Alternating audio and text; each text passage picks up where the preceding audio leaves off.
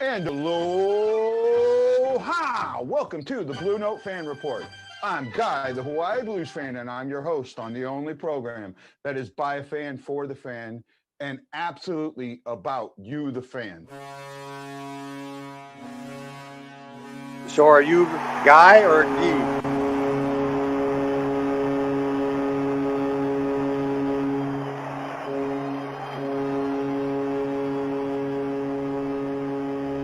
Ed Danowski.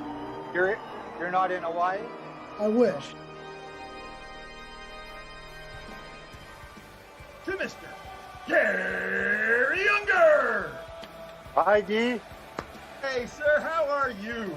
And Brock, how are you doing? Doing great, sir. Doing great. Honored to have you on the show.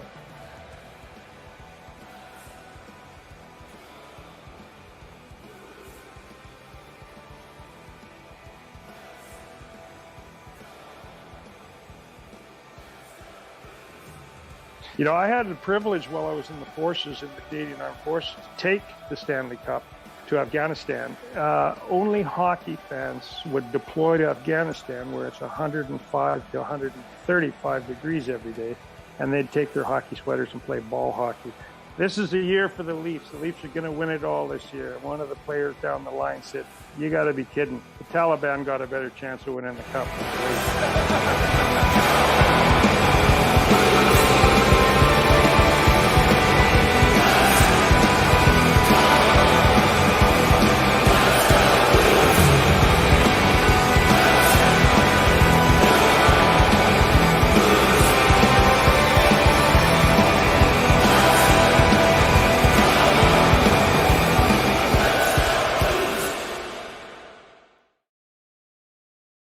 Well, hello, Blues fans. Yes, at the moment you have a blank screen. I apologize. Something has happened with what I am doing. My camera's not working right. I may have to do another setup here shortly. Hey, Lance, how you doing, buddy? Hey, how are you? Yeah, I know I'm all black right now. Something's going on with my camera. I'm trying to work on it while we're talking and seeing if I can get this to reset or something. So we'll just kind of go from there and play what we got and see what we can get done. How you doing, my friend? Not doing too bad, but as usual, the NHL really screws it up again by letting the writers and media know ahead of time the list. It's just a joke. People look so much forward to this. They didn't do this with Vegas. I don't know why this was done. No, they didn't. And I'm I'm with you. I'm a little upset with that. I'm still going to watch, and we're still going to talk about it. Yeah, but there's some other things here. Yeah, if I'm ESPN, I'm ticked. I'm really ticked. Absolutely, they are. Hey, guess what? You can see me now. Yay! I see you. God damn, that's a scary thought, ain't it? Like my hat? Oh, I love it, man. I love it. I love it, man. I was in a really, really crappy mood today. Something happened with one of the groups, and they didn't like the Haylee stuff. They thought it was a fundraiser, and I was promoting it too much. And basically what was happening is, my background is Haylee, right? Yeah. And that makes sense. It's a big deal for me, right? This background here. Well, since it came up on their screen, they said that I was fundraising and I was continually pushing it and people were sharing it. So that meant that I told them to share it. So that was my fault. And they kicked me out of the group. Okay. I was in a crappy mood, but you know what? I got my spirits lifted today. When I put all this stuff out, I had a retweet from a Vegas fan who is a bulldog lover. She's got 3 of the most beautiful bulldogs. She's going to come on tomorrow with her bullies. We're going to talk Knights and Bulls. That's cool. Yeah, man. So are you ready for this? I guess I'm ready for it. Someone goes lens cap on. No, it wasn't a lens cap, man. So here we go. I got this on. Obviously, I can't play the audio. Well, actually, I could play the audio, couldn't I? Isn't audio not protected? Or is audio protected? I think you can play the audio. Like in my previous podcast, when I would go after each game, I'd play the audio. Yeah. I never got marked or checked. The only time I ever was marked was when I had the vlog where I played highlights. But if I just played audio, I never got flagged for it. Okay. So you know what? I'm going to try and play the audio. When they're starting their picks, we'll play the audio and let them play the pick. Then we'll turn it off. We'll talk about it until they bring the next one up. How's that That's sound? fine. That sounds fine. Right? I know now, actually, I kept off of Twitter today for the most part. So I'm not sure who everybody is. I already know. So Yeah, I mean, so I'm not. well, it's like you and I said for the longest time. I don't know why people did this, but I was a little fed up with this. There were rumors going around before the Vegas draft, and we kind of had a feeling they were probably going to take Perron. I mean, it was a no-brainer for them from the Blues. Experienced guy, decent salary, good in the locker room, a good guy to have on the ice, just an all-around great guy. But it's just really a joke that people actually thought. And Elliot Friedman and other guys putting it out there that it was a great chance that Kraken would take Price. And the Canadians knew what they were doing. Nobody's going to take on that contract at Price's at the age especially of 34. the 11 million bonus he's due. And he's 34, 35 years old with 6 years left at over 10 mil. No, nobody's going to take that contract on at that age. I don't. And everybody's saying, well, he can guarantee you a cup in 2 years. Okay. Well, why hasn't he never been to a cup before this year with the Canadians? If I know he's good, but if he's that good, it's his first cup. I mean, well, first cup finals. Yeah. So I'm with you on that. I'm not in the thing. So Chris Shockley says, I kind of understand there's fake fundraisers. So pages say no to all because they don't have the means to verify. Well, this fundraiser is supported by the Blues alumni. And I got told they didn't care who supported it. It's against the rules. And if someone else shares it, that's you sharing it. So we're just going to kick you out. You know what? Let's not worry about that anymore. No, if you want my stuff. Can I ask you a question? Yeah. Is it the one I think it is? More than likely. Okay. It's the only big one I was in. It doesn't shock me. I mean, I've put stuff on there. Hey, Blues fans, you need to go check this out. And they blocked me for a couple days. And to me, it's ridiculous. But hey, like you said, let's move on. Yeah, you know what? If you want to find my stuff, I have my own group out there. That's right. The Hawaii STL Blues Fan Clan. Get in the clan. Let's make the clan really, really big and really, really fun. Let's go there. We got Weeksy on. Weeksy's going to go to ESPN and TNT. I think that's pretty cool. I mean, and I think he's also still going to be on the NHL Network. So he's branching out. Yep. I've also heard something that I'm not happy with. We might lose Panger. Where'd you hear that? Panger has done a couple of trips down to Atlanta and has shown pictures of him in the studios. He had a picture of him wearing Shaq's jacket. He's being courted by TNT. Yeah, he's been on national broadcast before. I wouldn't worry about it too much. He might just be doing some games for them. I mean, that happens, as you see with MSNBC and things. I know he's got a contract for a few years, but like I've told you before, any contract should have an out. I'm like we talked about with the Blues losing their expansion team in San Antonio because the Blues weren't smart enough to fine them or put in a clause in there where they couldn't just jump out of it. But every contract has an out, and I don't want to see him go. But like you've had him on. He's a nice guy, and I wish him the best. I hope he stays because I think he's one of the most unbiased out of all the guys that I've seen on MSNBC or NBC Sports or any other network. He does. If the Blues do something wrong and he's doing a televised game, he'll say it. So I will miss him. Yeah, well, we don't know for sure. He's being courted, and we'll just go with that. I think he's going to stay for a while. I think he's grown some pretty heavy roots in St. Louis, as we found, and his knowledge is just amazing. So it's a little difficult because I've got the TV in one ear, you in another ear, and trying to separate it out so I can understand everything that's going on. Okay, here we go. They're going to start. Let's start with the first. Podium is your.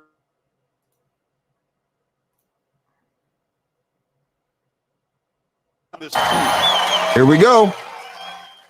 Could have announced these picks, by the way. Let me tell you who it's going to be. Beginning with the Atlantic in alphabetical order. So first up will be the Boston Bruins. So from the Boston Bruins, the Seattle Kraken select Jeremy Lauzon. Not a bad pick, actually, from the Bruins. No, not really. No, I think that. Yeah, they got a guy there that can. That's a good pick. I gotta say, of all the guys that that's a good pick. If you notice something, what speaks out to me when I look at the list that I'm not going to talk to you about. Yeah. There's some veterans, but there's a lot of young guys, and this is the young they guy. went young. Yeah, they went young. Yeah, They're not winning tomorrow. I definitely think they're going to be By the way, the only team picking ahead of the Kraken in Friday night's draft. A lot of turmoil there, a lot of new head coaches, 4 in the last 5 years, 10 straight years, no playoffs. So we'll see what the Sabres can offer here. Perhaps you're rubbing it in there. Yeah, sorry. So here's going to be another good one. To introduce the Sabres pick, please welcome to the stage another absolute Seattle legend, a Hall of Famer as a player and a coach, led the Supersonics to an NBA title. Another young guy. So-called Seattle Another young guy. Wilkins. Yeah. Let me see. Oh, I like this, man. I like how they're doing this. ESPN, you got to. I haven't watched ESPN since the NHL left. Guy, along your various stops. Say again? ESPN's going to end up messing up the NHL stuff. There's going to be a lot of politically correct crap and all that kind of stuff and social justice crap. It's not going to be as fun watching these games on ESPN. Yeah, I don't know yet, and All on the ice. we'll kind of see. I kind of think that ESPN.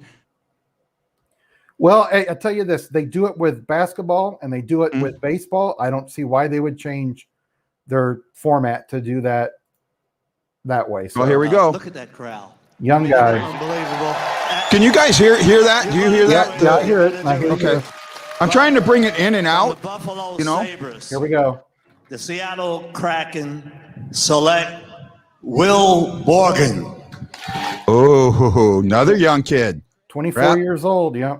Yeah, 24, and they're getting the guys, and that's what I actually see. I think they're smarter than Vegas, because Vegas went veteran laden to win now.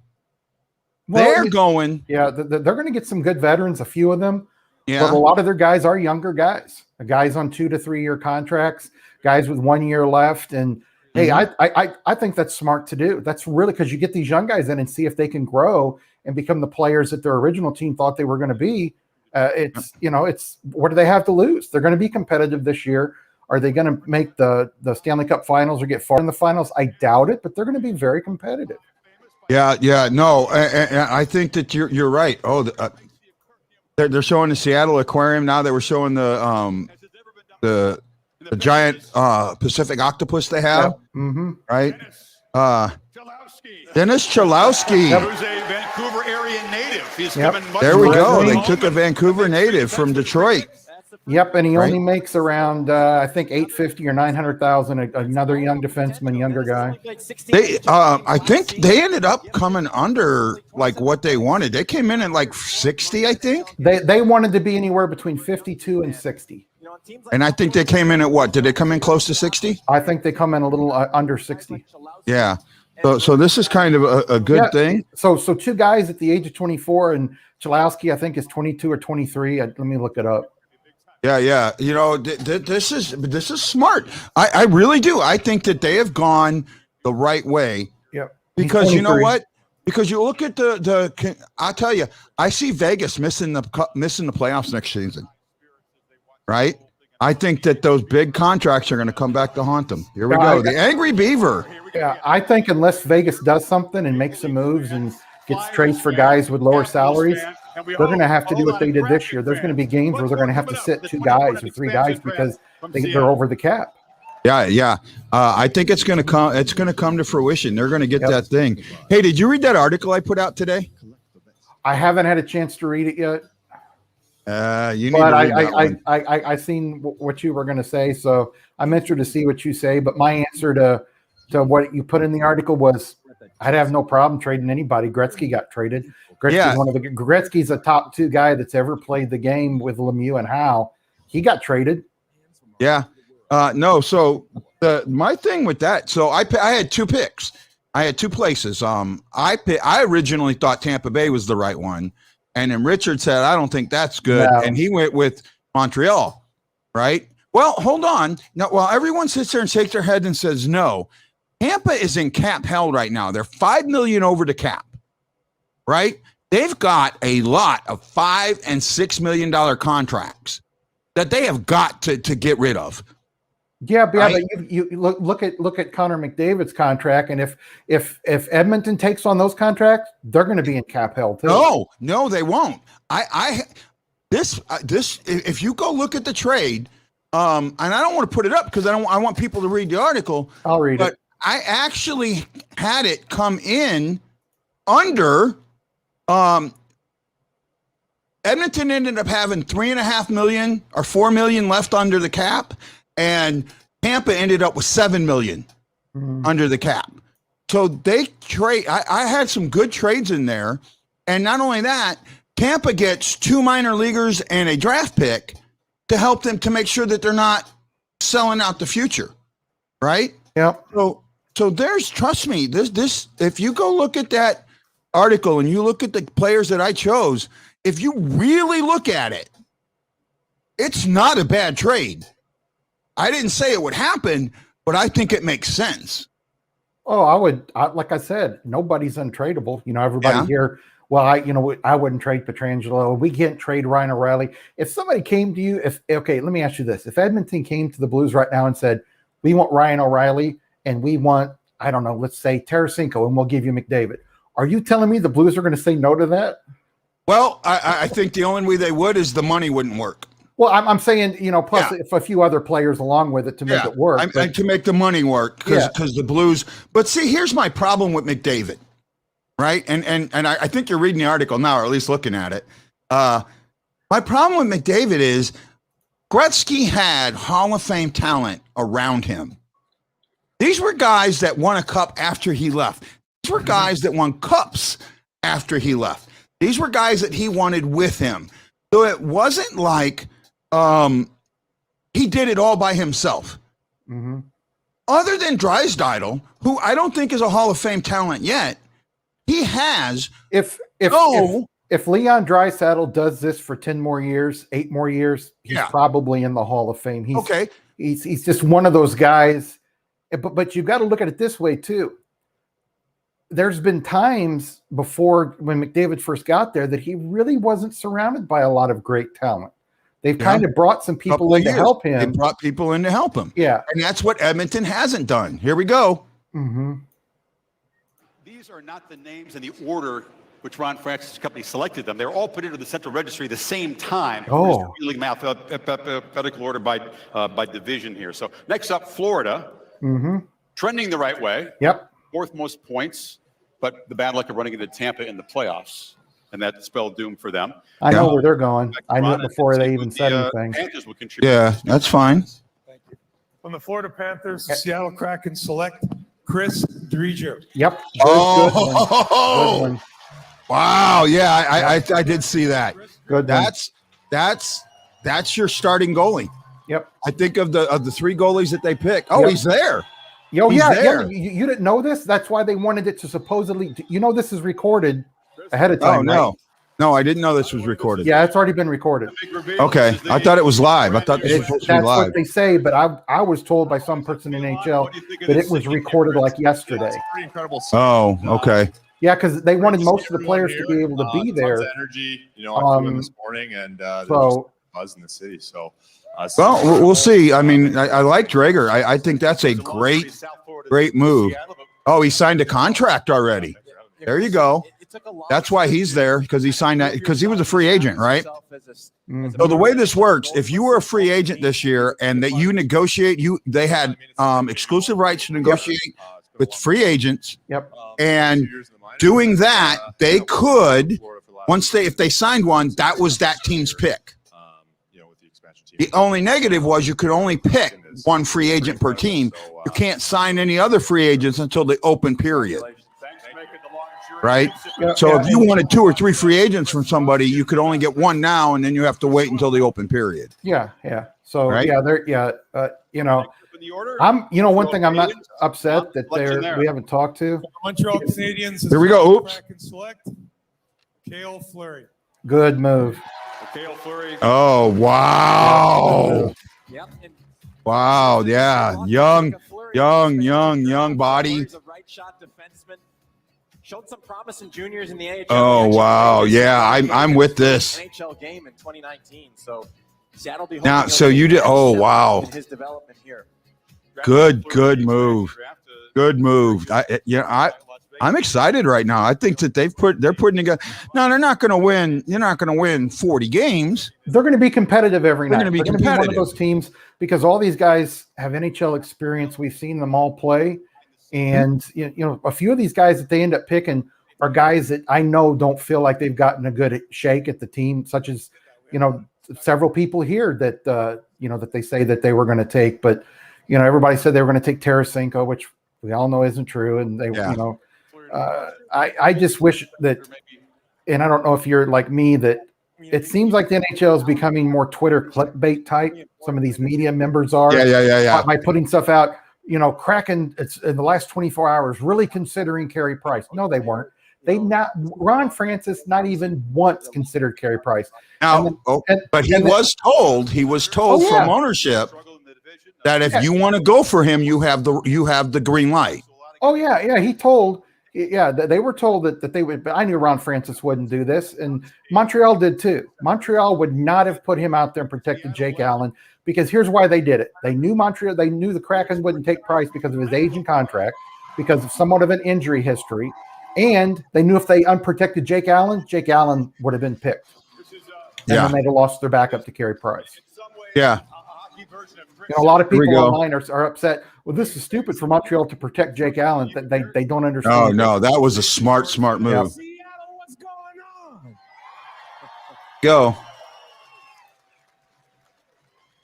You guys ready? No, I'm not ready. I said, are you guys ready? Oh. Me too, man. New chapter in the city. This is an amazing thing. I'm fired up.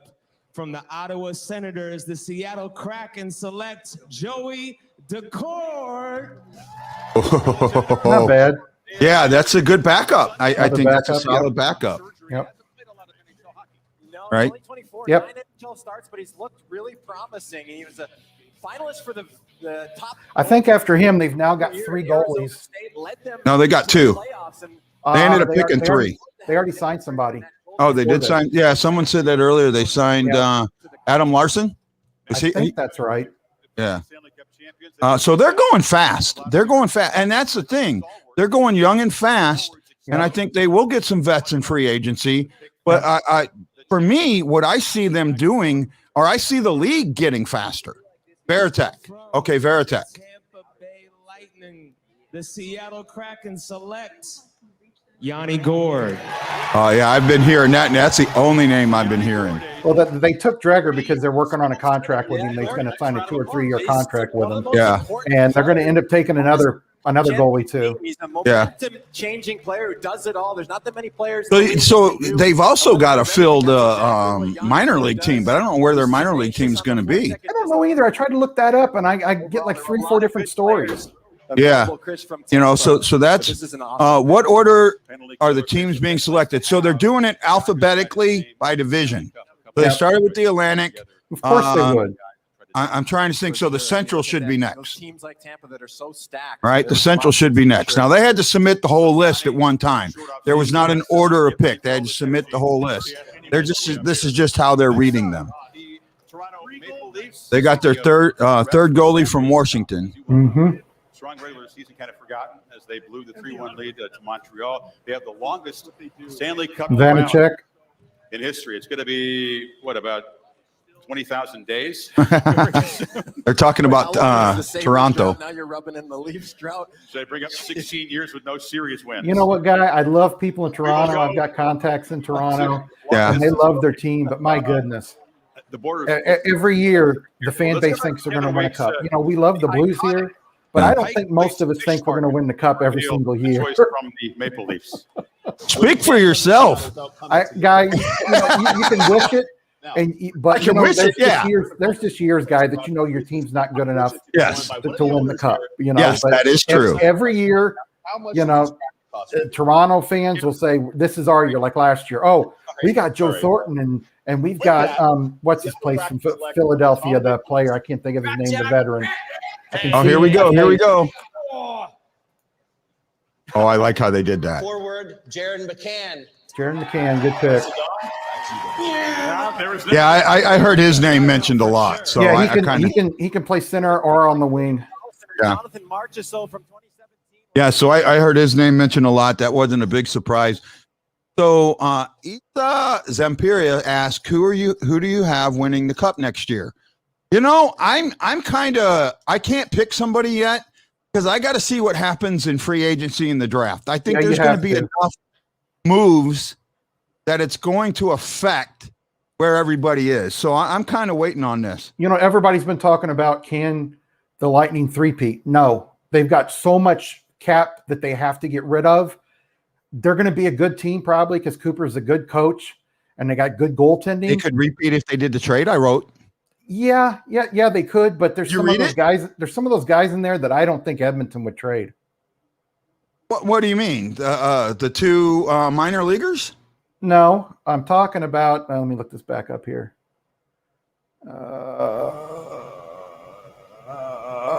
Who was it? And Bob says that the AHL sharing Charlotte this year in Palm Springs starting in 22-23. That's right, Palm Springs. I should have known that. That's where I was born. Okay. I was reading this wrong. Go. I like the Jonathan Drouin idea. I think Jonathan Drouin would agree to a trade. Wrong trick. That's the Montreal trade. Yeah, I'm looking at the Tampa trade. Dylan Holloway, Michael Kesserling. Yeah, I just don't know if Edmonton would do that. Because, why not? Well, because they've got guys coming in that they can have cheap. That Dylan Holloway is going to be a decent player.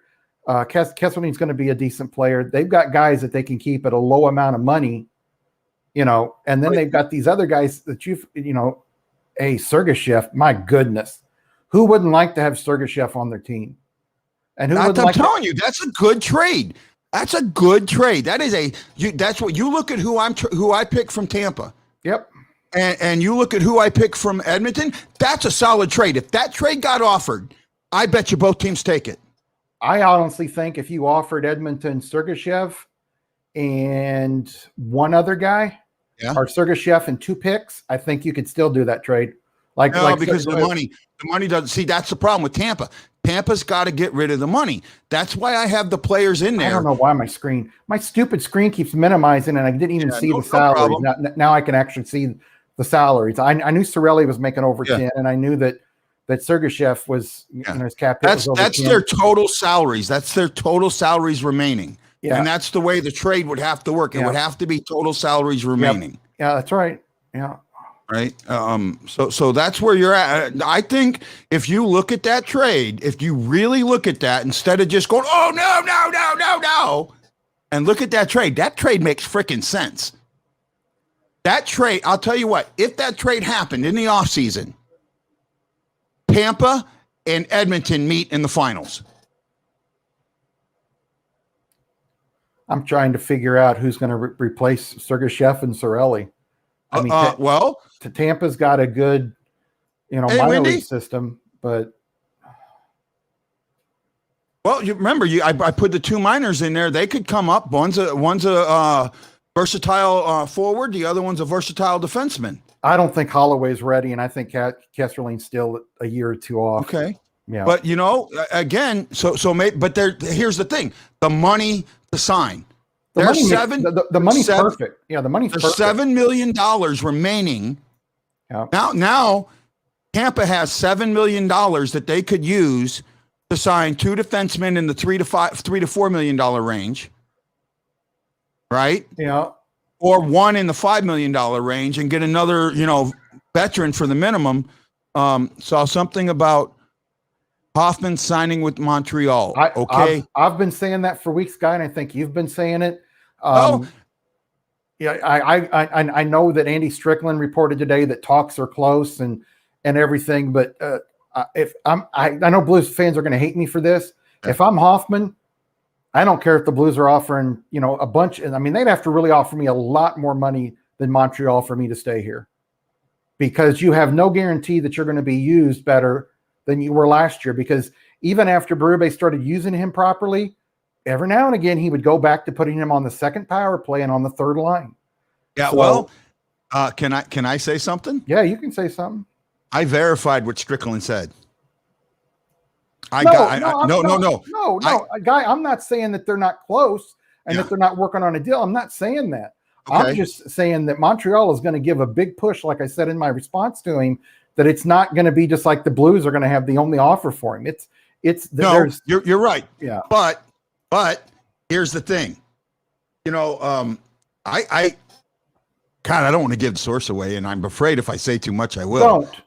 Don't give your source away. I'm not trying to tell you. Okay. Like I said, I believe you. I just believe know. you. I know that Hoffman would like to stay in St. Louis. Yeah, I've heard both. I've heard he would like to stay, and I've heard others say that he would stay if the right amount, if the money was right.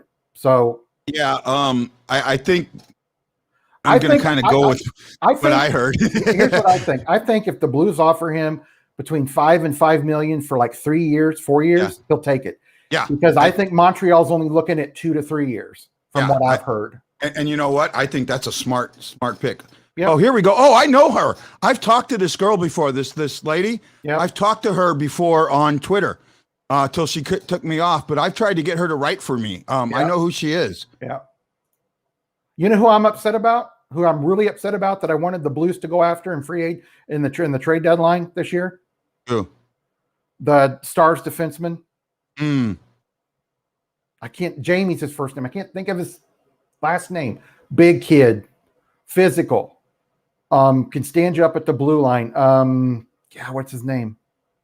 Oleksiak. Jamie Oleksiak. Here we go.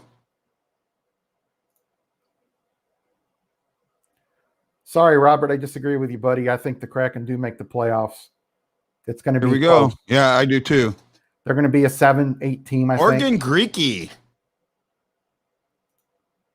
From the Hurricanes? Yes. Do you know, if you've noticed so far, they've taken a lot of restricted free agents. Oh, she's at Andrea. Is this live? Andrea, is this live? I know you're at the draft. So is this live right now? Olszek, the Kraken took him. So that's what he's saying there. I'm trying to keep up with all the chat now. That's what I'm trying to say. Do you think Suter would fit? Nope. Too old. 4 years ago, I'd have no problem going after Ryan Suter. And unless he wants to come in for 1.5, 1.8, $2 million, then I might look at a 1 year deal, 2 year deal. Yeah, but I would bring him in on a 1 or a 2. Yeah. But anything more than that, money wise or term wise, no. And for Gavin Berube, 27. So this is their first but he's only got 2 years of service. So he's a veteran, but he's not a veteran. Yeah. Suter doesn't need the money. Yeah, and that's right. And I think he wants to win. So I could see him coming in. Yeah, I definitely think that was Columbus they just did the selection on. Yep. I definitely think that Armstrong is going to probably at least look at it. I mean, I would. But like I said before, I wanted them to take the Dallas defenseman and trade for him, at the trading deadline. Yeah, that is something we could use. Okay, here we got Weeksy back. I got to keep an eye on the time. So there. Hey, it's the Stag. What's up, Lance? Hey, man. Here we go.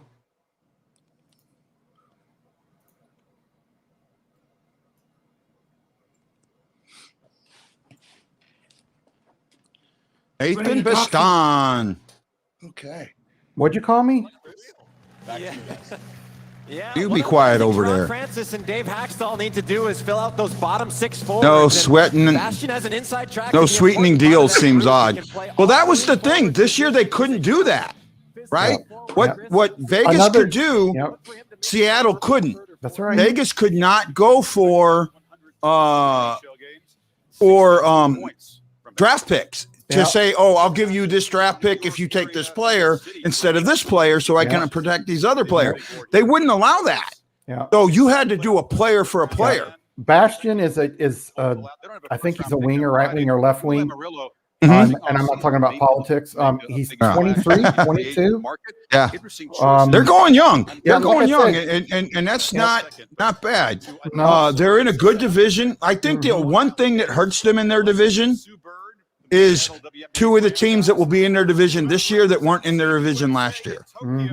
Edmonton, well, three teams. Edmonton, Vancouver, and Calgary being in that division absolutely hurts. Oh, here we go. The point guard for the Seattle Storm. I'm so sorry that I couldn't be there for the expansion draft today, but you're definitely in good hands. First of all, let's go Kraken. Second of all, Ron, tell us who your pick is for my hometown team. She shouldn't say the let's New go York Kraken. Islanders. She should say let's get Sue, Kraken. from the New York Islanders, the Seattle Kraken select Jordan Jordan Eberle. Yep. Got another good Please pick. welcome the newest member of the Seattle Kraken, I Jordan love Eberle. Jordan Eberle, guys. Kraken wanted a second and a prospect not to take Allen. Oh, wow. Well, like I told you, they would have taken Allen. I told you they would have. Yeah, I would have.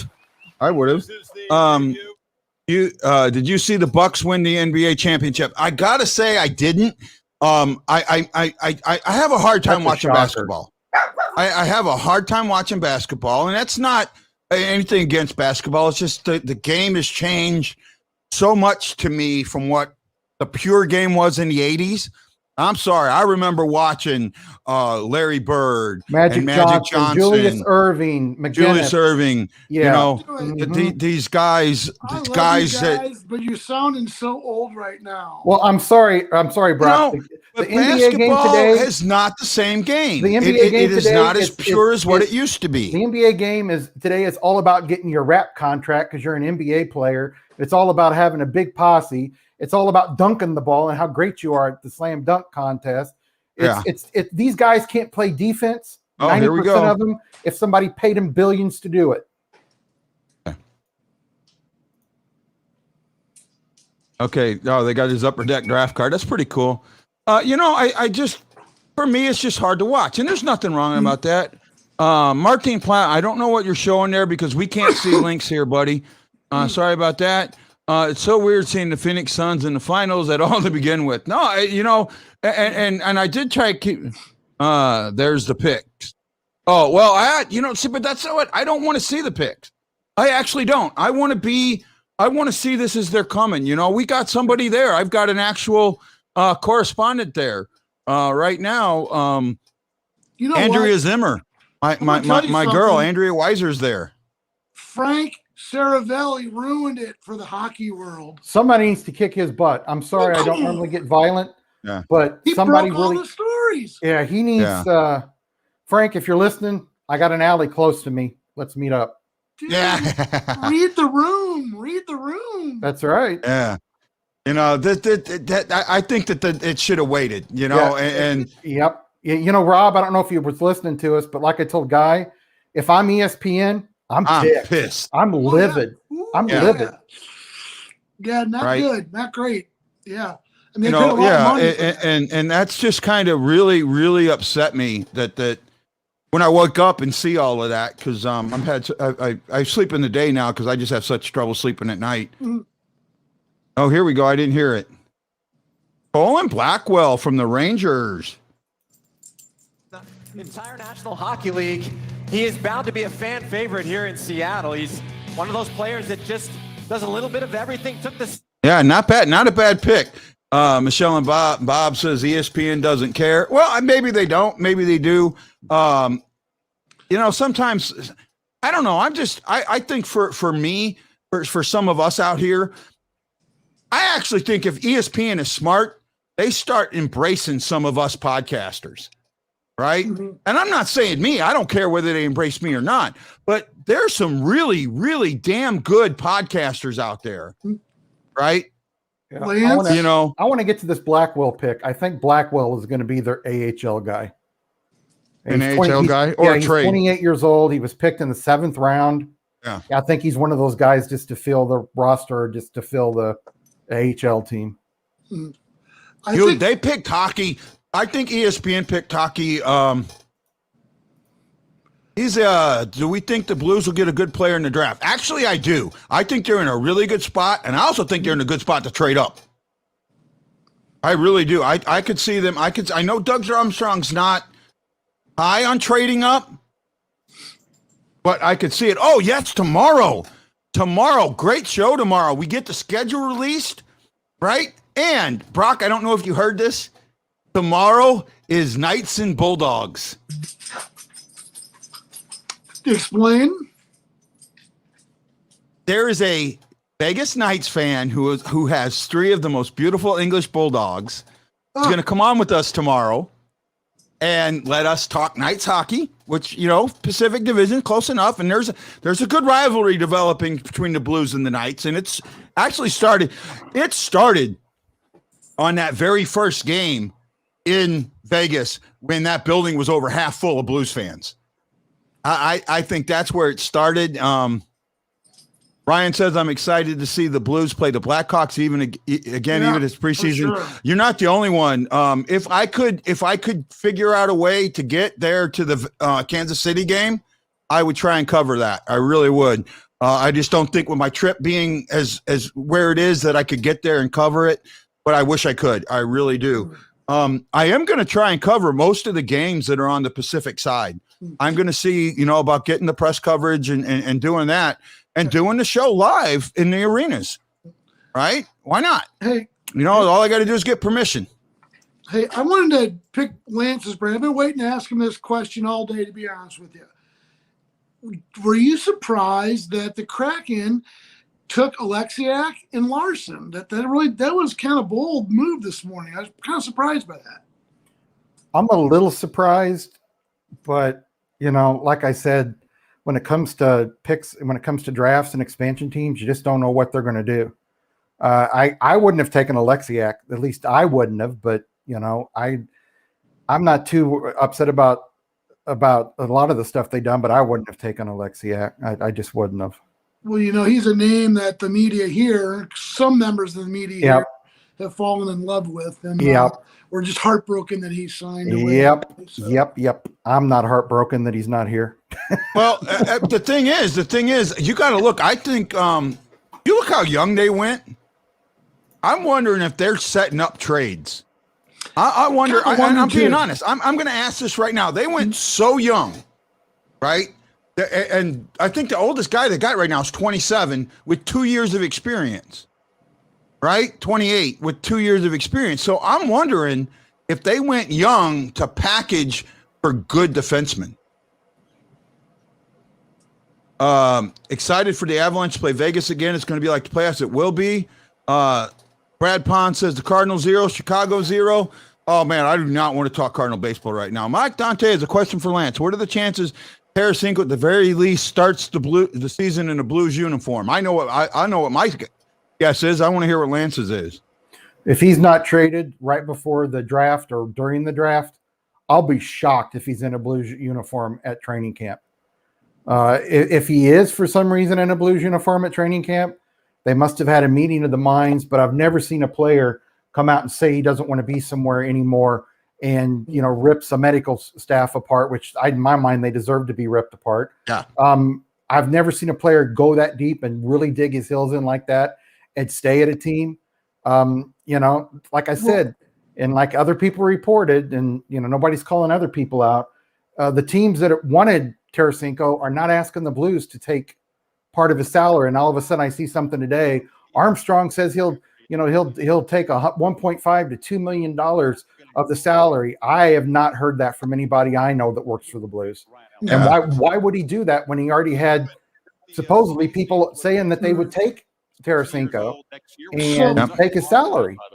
I'm getting a bit of a reputation as being the guy that has to call people out. And Lance, I'm not calling you out, but I want you to get. Yeah, you are. Don't sit there and say you're not. You absolutely are. You called me out on my own show. Okay. Well, both of you guys have said that you knew that there was a deal for Tarasenko in place.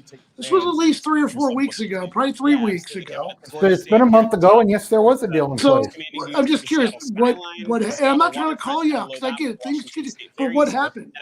I mean, not with your prediction, but did the deal just not? The deal fell apart, or what? No, the league stopped it. The league has held up a lot of deals. There are deals that have been in the work, but because of this right here, this Kraken thing, This is why a lot of leagues have been, a lot of deals are on hold. Okay. All right. Until so here we go. Carson Lorinsky from Philadelphia. Well, I will tell you this: there was, and you've seen me online. All these people telling me to back off of it and to admit I made something up, so on and so forth. I'm not going to back off of something I know is true. There was a deal in place with the Capitals for Kuznetsov. I don't know if Armstrong got worried because after doing it, they thought that maybe it was going to be another Laterra situation. That he's going to start using crack cocaine or something. I don't know. But I had it from good sources that the Blues had a deal done involving at least Kuznetsov and Tarasenko. And I'm not going to back off of it because I wasn't lying and I didn't make it up. Well, and I'm going to tell you, Lance, independently, I've heard that exact same rumor from someone in Russia. Yeah, no. That and we have, and I've heard it too from somebody else that I can. But the thing that I've also heard was it is Kuznetsov's issues. His issues, yeah. Right? And I'm sorry, you got to look at what the Blues are. Can I say something real quick? Yeah. If there's anybody watching this who has called me out and called me a liar and said I make stuff up, I want you to just go back and repeat what these guys just said. Both of these guys had heard the same thing. But yet I'm a liar. But like I said, I'm not backing off of it. If I'm wrong, I'll admit I'm wrong. And like I said in some of my tweets, things happen. If people knew how many trades get set up and then guys back off of them, they'd be shocked. It happens. Yeah, all you know the why? time in the NHL. The Russian media was openly reporting that Kuznetsov and Tarasenko. Yeah, they that were. Was legitimate from Russian media. Yeah. So here's Cami Granato. The Seattle Kraken select Brandon Tanev. And Brandon Tanner. Oh, nice pick. I knew Tanev was going to be gone. Oh, he's there too. Right? That's nice. So my issue with Kuznetsov, or however you want to say it, right? First of all, Kuznetsov. Yeah, Kuznetsov. St. Louis, and I'm sorry, I know I haven't lived there since '87, but I know this. We are a blue-collar town. We are not a flashy type of a town. There has only been one flashy player that's ever made it in this town. And I mean, maybe two, but the first one wasn't as flashy as everybody thinks he was. Well, you know what? Maybe the Blues fans need to change because all this grit and all these blue-collar people have won you one cup in 54 years. Okay, fair enough. I love these guys, but some of these people, if Bob Basson could skate like he used to, he would still be under contract with this team. Scotty Upshaw. I even had somebody tell me last year that they need to go find Upshaw. He's not playing anywhere. I'm like, are you got to be serious? He retired, and I know that. Come on. Well, actually, I don't think the trade deadline. I don't know if trades are available tomorrow. Friday they might be available. I think once the draft. I don't think they can trade until the draft. I think. Well, I don't know. Maybe they can because this was. What's your favorite NHL moment? I have two. I absolutely have two. One is very, very personal, and the other one I think everybody knows is after 1 p.m. I thought, and it might be. They're going to wait till this is over. That's for sure. But still entertaining, high-scoring teams. Let's see who the pick is from Washington, Ron. Okay, here's Washington's pick. We're about 5, 6, 7 picks away. Central Division's next. They're going through the Atlantic right now. Or no, the Metropolitan, right? In the minors before finally getting a chance at the NHL level. After Henrik Veritek, yeah, we knew that. That was a known one. So not a huge surprise there. Ryan Green says my favorite was when O'Reilly threw a puck over to me. Okay, so let me get back. So my favorite NHL moment's got to be Game 7, winning the cup. You know, after all those years, me drinking 3-year-old champagne that got me sick the next day. Sick as a dog. Cold, warm champagne. Yeah, I that wasn't smart.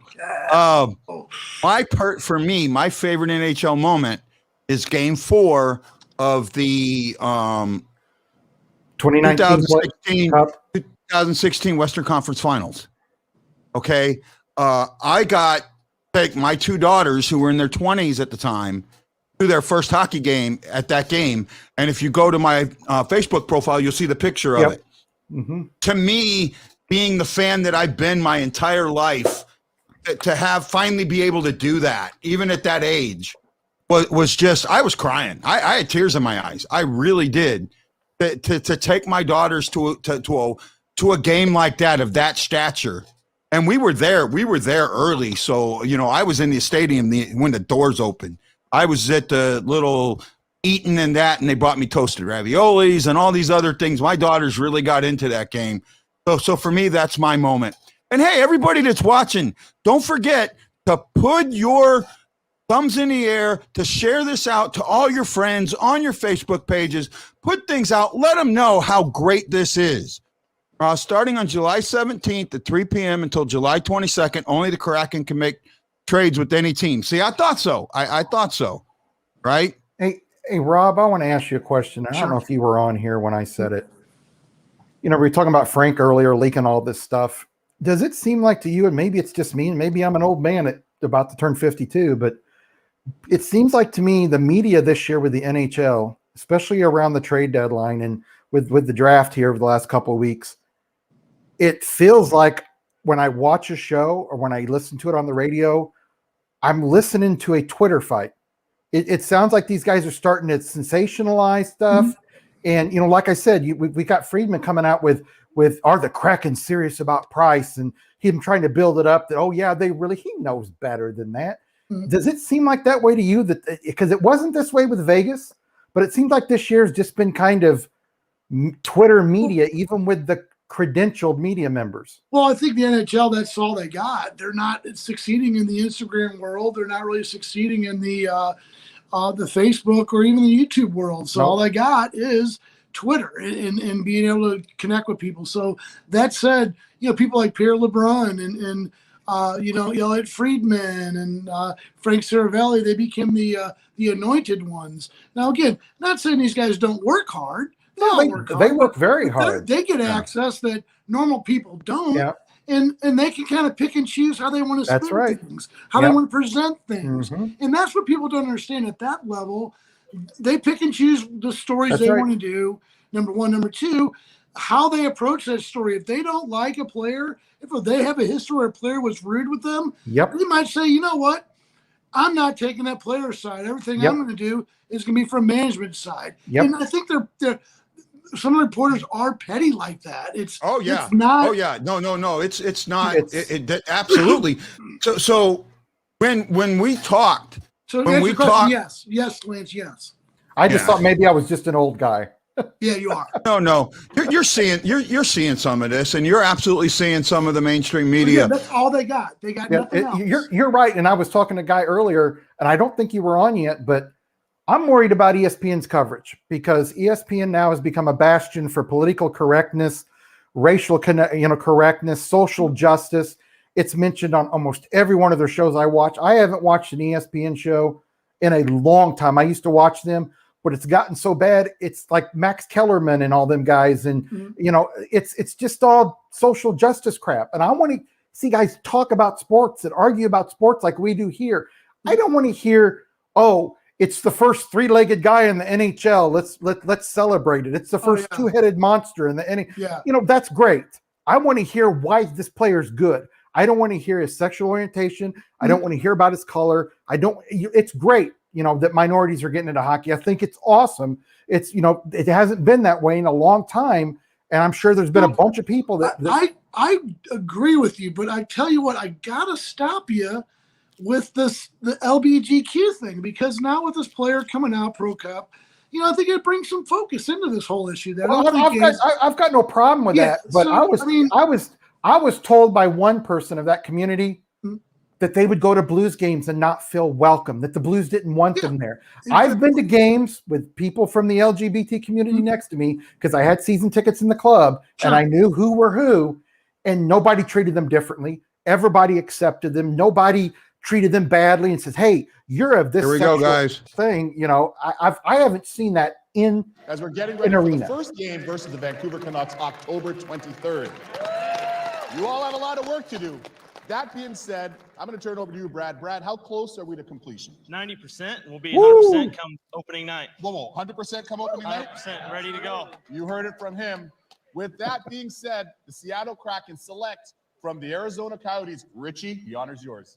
His locker's going to be just a little bit bigger. That is Tyler Pitlick.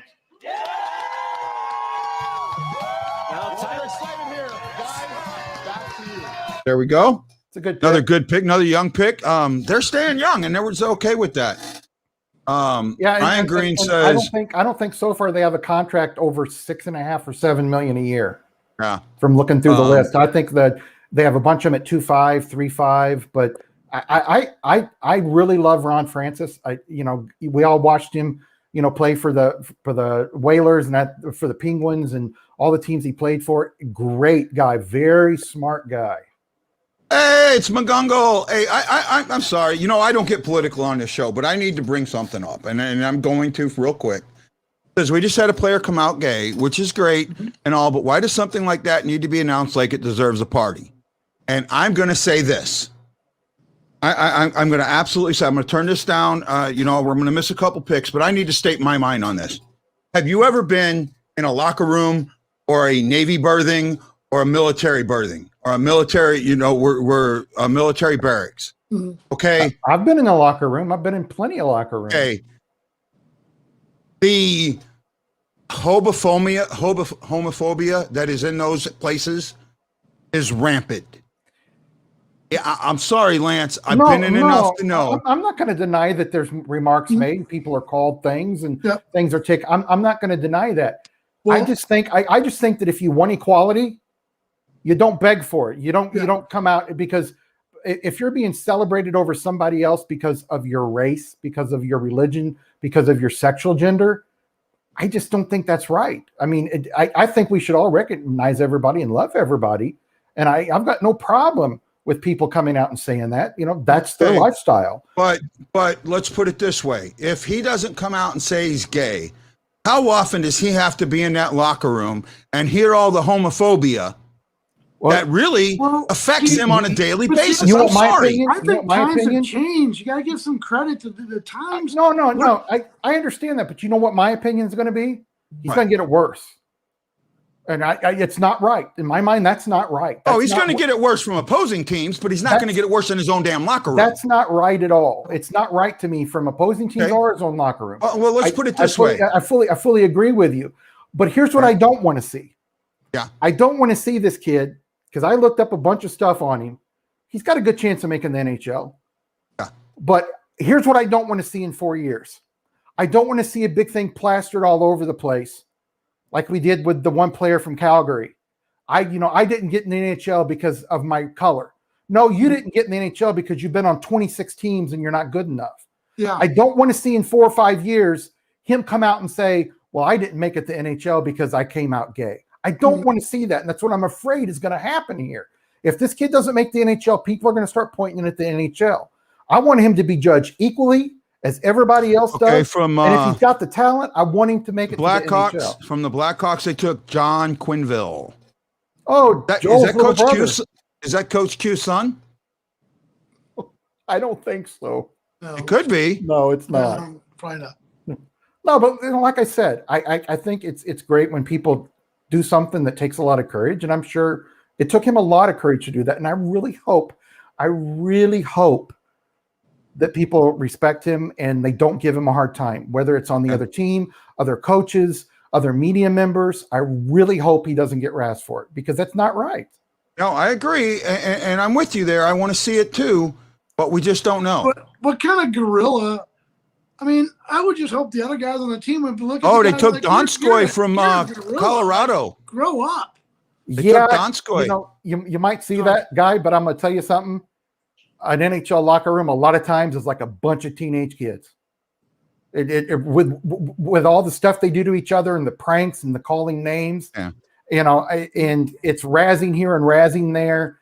I used to get razzed all the time because I wore thick glasses. How can you see and be a goaltender before I got contact lenses? And it got to me, but I didn't really care about it because Who cares? Okay. You Well, know? let me say, I want to address That's exactly what I Chris was saying. Shockley's point here real quick. I don't want another Michael Sam where he wasn't good enough, but it was pushed. First of all, there's something that gets missed about Michael Sam. Prior to his junior year, when he came out, he was a first-round draft pick. He was listed as a middle first-round draft pick between 10 and 20. Mm-hmm. That season, with all of that around him, he dropped all the way to the 6th round, putting up better numbers than he did his junior year.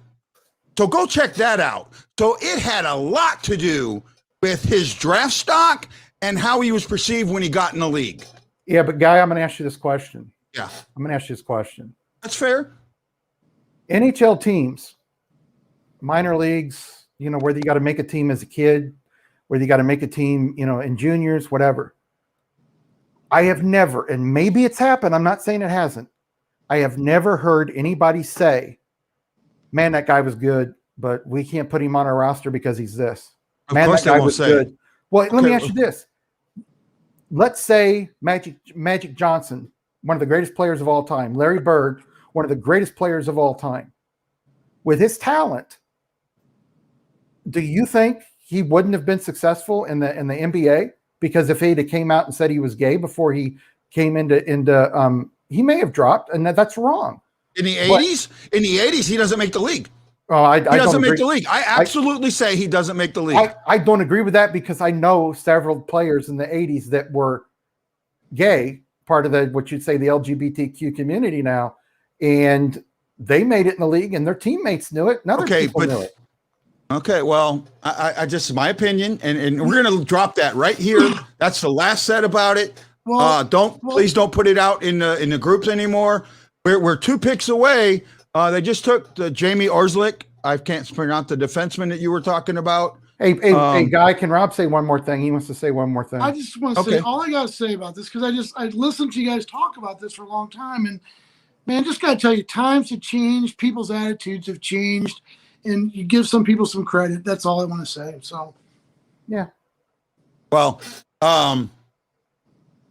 I just know I was working in the shipyard not too long ago, and I'll tell you that the attitudes haven't changed. Oh, in a shipyard? Hell no. Sorry. No. I'm talking on the ships themselves. No. I'm talking on the Navy ships. No. Where it's allowed. Yeah. The attitude hasn't changed. No, I'm telling you that. That's going to be one of the last places it changes. Yeah, we're not arguing that. Yeah, that's going to be one of the last places it changes. And that's just what's where my experience comes from, and I apologize. No. So from Minnesota, Carson Soucy, the Blues pick is next. Thank you. Thanks, Lance. Yeah. Sorry, you know. Hey, I'm trying to run a civil show. No. By the way, we're not that far from Reed Lowe coming on. Cool. Actually, he should have already popped on. I'm surprised we haven't seen him yet. This draft, I thought this draft was only going to be an hour. Can I tell you a Reed Lowe story real quick? Yeah, go ahead. Well, I'm trying to find out what's going on with him real quick. I think it was 2009 or 10, maybe 2011, sitting in the club seat, sitting in my season tickets, and I get on the elevator to go downstairs, and guess who's on the elevator with me? Reed Lowe. Reed Lowe. So I looked at him, and I told my son, I said, that's Reed Lowe. And I said, you're Reed Lowe, right? And the other guy looking at his friend with him goes, he used to be. And I'm like, oh my goodness, that was a jab. He used to be. Who said that? The friend that was with him, his buddy that got in the elevator with him. I know who. Yeah. I'm like, are you Reed Lowe? And the guy got a grin on his face. He goes, he used to be. Okay, he said he'll be on about 8:15. He needs to grab and this is a Reed Lowe-esque quote. I need to grab a shower and a drink. I'll be fast. Which first, the drink or the shower? I think at the same time. They got shower beer. You've heard of shower beers? People get that shower beer. I know. Oh my goodness. Where's Jordan and Ashley? You know what? I don't know. Ashley's sick, and I'm not sure where Jordan is. You know what? Probably because I didn't share this in my group because I didn't get a chance to. Hold on a second. Hey, Lance, Rob, can you share this in the Hawaii Blues fan clan, please, if you don't mind? Yeah. Let me get on here. So. No problem. Where am I at here? So good to see you, Lance. So how you been doing, dude? Good, man. Good, man. I was telling Lance I was a little pissed off earlier. Because what happened in one of the groups that I got kicked out of. Oh, yeah. But you know what? Neither here nor there. Well, here it comes, guys. To have an opportunity to join everybody that has done so much work over the past couple of years. It's just an awesome opportunity. And today to see this board fill up really brings it into focus for all of us. We can't wait to get going. Opener October 12th in Vegas, and then these folks will have the building rocking when the Canucks come down from the north on October 23rd. Wish you the best. It's going to be special. Dave Axel, coach of the Seattle Kraken, likes what he sees so far. Much more coming up from Seattle. Pacific Division still ahead. Oh, we're next, and they put us on hold. The 2021 NHL expansion draft is presented by. Okay, hold on that.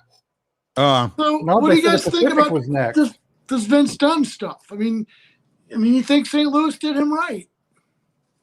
Oh, hell no. Well, no, I don't. I think I think Dunn, Brad Pond wants to go to a Blues game in St. Louis, and you know what, Brad? Maybe someday we can make that happen. Cool. He's asking your favorite food for you three. That's not a bad question. We'll go there. Steak. Go ahead. Go ahead, Rob. Steak. Big old ribeye. Yum. You there, Lance? I grew up in Southern California, so Mexican food. Oh no! See, I got you beat. I got the best one of the three of you. Toasted raviolis, man. I can eat them all day long. I get them all the time. I can have them all the time. So, yeah. I love them. I do like toasted raviolis. I'm not going to turn one down if you put one in front of my face. Yeah, I might, because I'll tell you what, if those sit out. Bob and Michelle says, and I don't know this for a fact, and I've heard it, but I don't know it. He was healthy enough to play and chose not to play in the playoffs per Blues management. Not true. That's not true.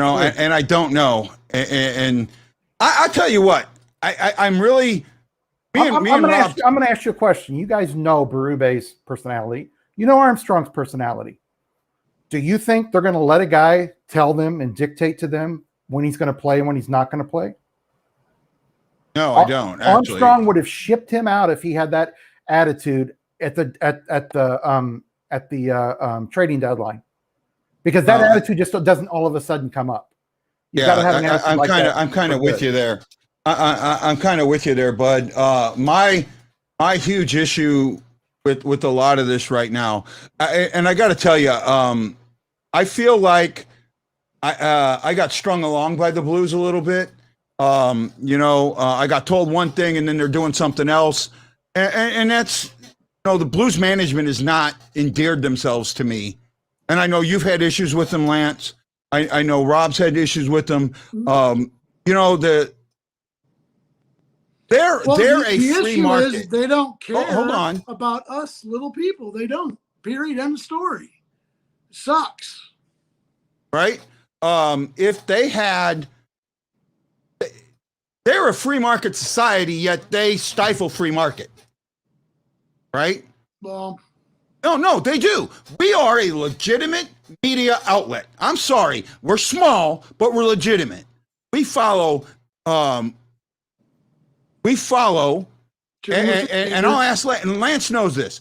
Lance, does the Fan Report Media Group follow or not journalistic integrity and ethics? Everything I've seen. Right. I've not seen anything that would make me think any differently. Right. What we write, how we portray things, what we say, we are maintaining journalistic integrity. Just because we're not a quote unquote accredited, because I can't afford $10,000 a year to be accredited, doesn't mean we're any less. And that's something that needs to be think about. Well, how do we, not just ethics don't involve fake accounts. Excuse me. How do people like us get that message heard to them? We keep repeating it, but it gets to be a little bit of an ego situation. Oh, you know what? You want to know how that message gets heard? Oh, hold on. Here's the Blues pick. Transition there. And we're going to go to beast mode to have the next pick allowed. Folks here know what that means. Kevin, with a very special, iconic Seattle guest. Listen, I got to go to the source. I got to go to the original. That is beast mode yourself. So take us through what you think the Kraken have to do to hit a beast mode level from the start of the season. Oh, man. This is the kind of stuff I think is just BS. Realistically, I just believe that since, it's really Marshawn's got a scouting report. After us, Ryan. Please don't start with the beast mode with the Kraken. I can't handle it. I couldn't handle it with the Seahawks, and I can't handle it now. The Seattle style of play. Yep. His English teacher must be so proud. Yeah, I feel you. All right. Hey, listen, that makes perfect sense to me, and I'm sure it does to you, great fans. I want to be his dentist. With that being said, the Seattle Kraken select from the Nashville Predators. Marshawn, take it away. We're after the Predators. With this the first pick, right? Mm-hmm. Yeah, with the first pick, we're going with the boy Cali though. You know what I'm talking about? Yep. Cali Generok. So we're next. Cali Yarn Crow. So John Cook. I couldn't say it either.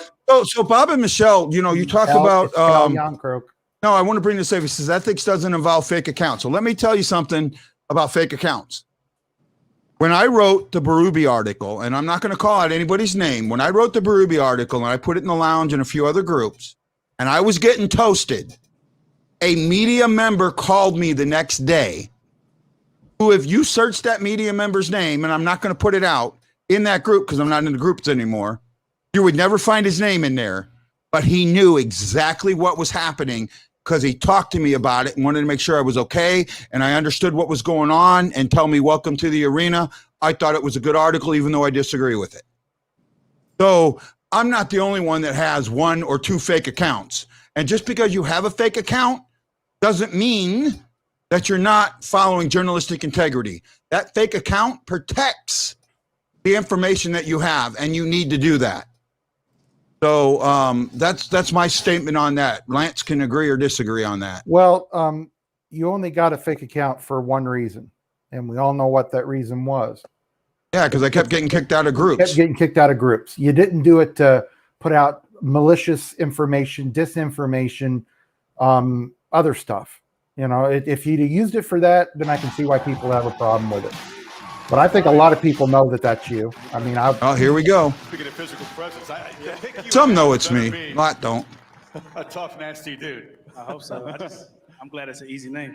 You don't want Marshawn's name? Yeah, I saw Marshawn's name. That was a good try. I think you got this one. I hope so. Ready? Here we go. I'm ready. They're ready. All right. From the St. Louis Blues, the Seattle select Vince Dunn. Well, there it is. It's finally Dunn is gone. No. Yep. It is done. No. Okay, so what are we losing? So now that we know it's official, what are we losing? We're losing a young, healthy scratch. Okay, we're using a young Stanley Cup champion type player, right?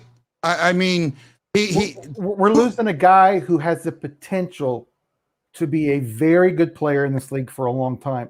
But we all know, we all remember Ty Ratty, the Blues poster boy for years, saying, man, this guy's going to be a 40, 50 goal scorer in the NHL. Yeah. Lit up the AHL like nobody. And we've seen that happen with a lot of guys. Gets to the NHL, can't make it because that split second difference is huge. Yeah. And, we all liked Dunn in the minors, come to the Blues, had some flashes of brilliance. I hope he does well. And I think he'll be a steady defenseman for a while. But, if there's people saying, well, I can see this guy scoring 15, 20 goals and 30, 40 assists. I don't see that from Vince Dunn. I just don't. Yeah, and I see a guy that played himself out of the lineup. Yep. Let's say what it is, He had opportunities to step up, and he had opportunities to really fit into that championship mix this year, and he failed miserably, man. Now, whether it was Berube, whether it was whatever it was, he had an opportunity and just couldn't capitalize on it. So I don't know. I'm just wondering if this is the last we'll see, quote unquote, of Vince Dunn, or if his career is going to take off. I'm interested, but I'll tell you what, I was really surprised that he had such a drop off this year. Well, I mean, but when we let's look at what happened with the last guy we lost in the expansion draft. When we lost Perron goes to Vegas and just blossoms. He gets it. Something switches, something changes, and he gets it. And the next thing you know, I mean, he's a key clog to them getting to the finals. Yeah, but the thing about Perron is a lot of guys can mill around like Perron did with the Blues and have flashes of brilliance, and they just don't get there. But there are some guys that don't mature in this game till they're in their early 30s, late 20s. There are some guys that don't get really good until their late 20s, early 30s. And I've always said the prime of an NHL player is about 28 to 32. That's their prime. And some guys reach it at about that age. Maybe Dunn will. But maybe he's just another example of an overhyped Blues player, like people, like a lot of people. Eric Johnson, Eric Johnson's a guy that everybody said was going to be the top pairing guy here for 20 years. The next Chris Pronger. Yeah, good strong defenseman, but not Chris Pronger. Okay, well, here's the thing with him, and it's that accident. It's that golf cart accident, whatever that was. That moment of stupidity took him from being a Norris level defenseman to a really, really good guy. Okay, you guys got to be quiet now. This is time. This is what I've been waiting for about 2 weeks now. He is here. The man, the myth, and the legend. And when I say it, he is an absolute legend. Please, everybody, give a huge Hawaii Blues fan welcome to the one, the only, Mr. Reed. Whoa! How you doing, boys? A little Chardonnay, Mr. Lowe. That looks tasty. A little Chardonnay for Mr. Lowe. It's been a long day at the airport. Like literally just got into town. Everything from changing trips to the people I was with telling me that there wasn't going to be a lineup at the Bozeman, Montana airport, and there was like 15 people deep. Then I got upstairs, and there was a lineup all the way down the stairs, so I kind of jimmied my way through there and made my flight as I was running a little bit behind. And then I get there's 11 flights that came in all at one time at Southwest with 2 carousels. Guess how long I sat there? So 4 hours. Then the gate didn't work where my car was at, and I'm just like, that's what I text Guy here, and I was like, I'm gonna be late. Yeah, we're good, man, Reed. And thanks so much for coming on. We've been trying. I know we've been talking for a while now, and we've been trying to get you on for a while. So I really do appreciate you finally coming on, and knowing that you're promised to check me into the ice on in September. Yeah, fantasy camp. Bring it on, buddy. Right, I can't wait. I honestly can't wait. I don't have a play speed. I only have 1 gear. Oh, I love it. I love it. See, I got half a hockey smile, and you can give me the other half. Hey, Reed, I want you to put that stick up when you run him into the boards. Okay, sticks are legal. If I just give a little bit of the Tom Wilson elbow, he won't be there. You go. Oh, I will take it all, man. He's been mouthing off. He's been mouthing off how he's going to take you guys out. Yeah. Hey, Guy. Yeah. Number 1, you've never played organized hockey. Number 2, when was the last time you skated? I skated 7 years ago. Ooh, a lot can change in 7 years. Oh, I know. I know I'm taking it, and I love it. Actually, I get to skate. So I get to skate with the Hockey Warriors the weekend before, or 3 weeks before. They have a showcase coming up, and that's when I'm going to get my jersey at the showcase. Cool. We're going to cover that. So we're going to be there. And then Reed is I hope I can put this out, Reed, because I know you put it on Twitter. We have the Legacy for Heyday at Don Brown Chevrolet on the 28th. Reed has given me the thumbs up that he's going to be there and do a live interview with us and talk to the people that are there, along with Mike Zook. And I know we're working on others, and I know Reed's going to help me get others, and I greatly appreciate that. But one of the reasons that I wanted to bring Reed on is Reed is in my group, the Hawaii STL Blues fan, and I've got like 4 or 5 former players in that group, and they're active. And that's the thing. They're more active in my group than they are in other groups. I think my group and hockey history, they're both kind of active in, because we know a lot of the same people in the 2 groups. And I wrote the article about Berube, and I know that you didn't take too kindly to that article. So this is your chance to talk about that article and why you disagree with me and why I'm an idiot. No. And everybody gets to have their own opinion. And for me, that's the one thing that I always get so like I read through, I try to comment here and there. I'm not in the group all the time. I do get the notifications and do that kind of thing. But for me, everybody gets their opinion, and you shouldn't be hated for having it. No difference if we're talking political, if we're talking whether or not Craig Berube deserves to be the coach of the St. Louis Blues. So I just like to come back and give my opinion. I don't think you're wrong. I just don't think like you do, right? At the end of the day, Craig Berube's done nothing but take this team to the next level and make them not only a Stanley Cup champion, but a perennial contender every single year. He gets the best out of guys that other coaches haven't had the ability to get the best out of. And he also continually makes guys do selfless things. And when they don't do that and they don't play for the name on the front and they rather play for the name on the back, he's not afraid to sit them down, and he doesn't care how much money you make or how cool you think you are or how much the fans love you or any of that other stuff. There's, one team, one dream type of mentality when it comes to Craig. I think there's a lot of coaches in the league that are a little bit pushover when it comes to that stuff. They're a little coddling when it comes to these guys that are making $7.5 to $11 million a year, and those guys end up ruling the roost. And you can't have a successful team if you don't have a true defined leader. And I think Craig Berube's done an excellent job putting decisions into play that most coaches wouldn't have the stones to do. Okay, that's a fair point, but I'm going to have to ask this, and I know it's going to piss people off, but I got to ask you, what about Sanford? I mean, I have not heard one person say that Sanford had a good year. Yeah, he continually played. He continually made mistakes. He was never punished for those mistakes. He was never called out when other players were called out. Yeah, I think there's a little. So I would disagree with you. I would say that there was a lot of times that, like, as far as I'm concerned, if Sanford had the work, he's one of those kids that if he would take the work ethic and the commitment and the ability to battle every single time he's on the ice, he wouldn't have any problems. And I think that there was a lot of times that he did get bumped out of a lineup, or he did get bumped down the lines when he should be a third or maybe even a second line player, or maybe even a first line player if you could ever get there. So I do think that Craig did shuffle him up and down, in and out.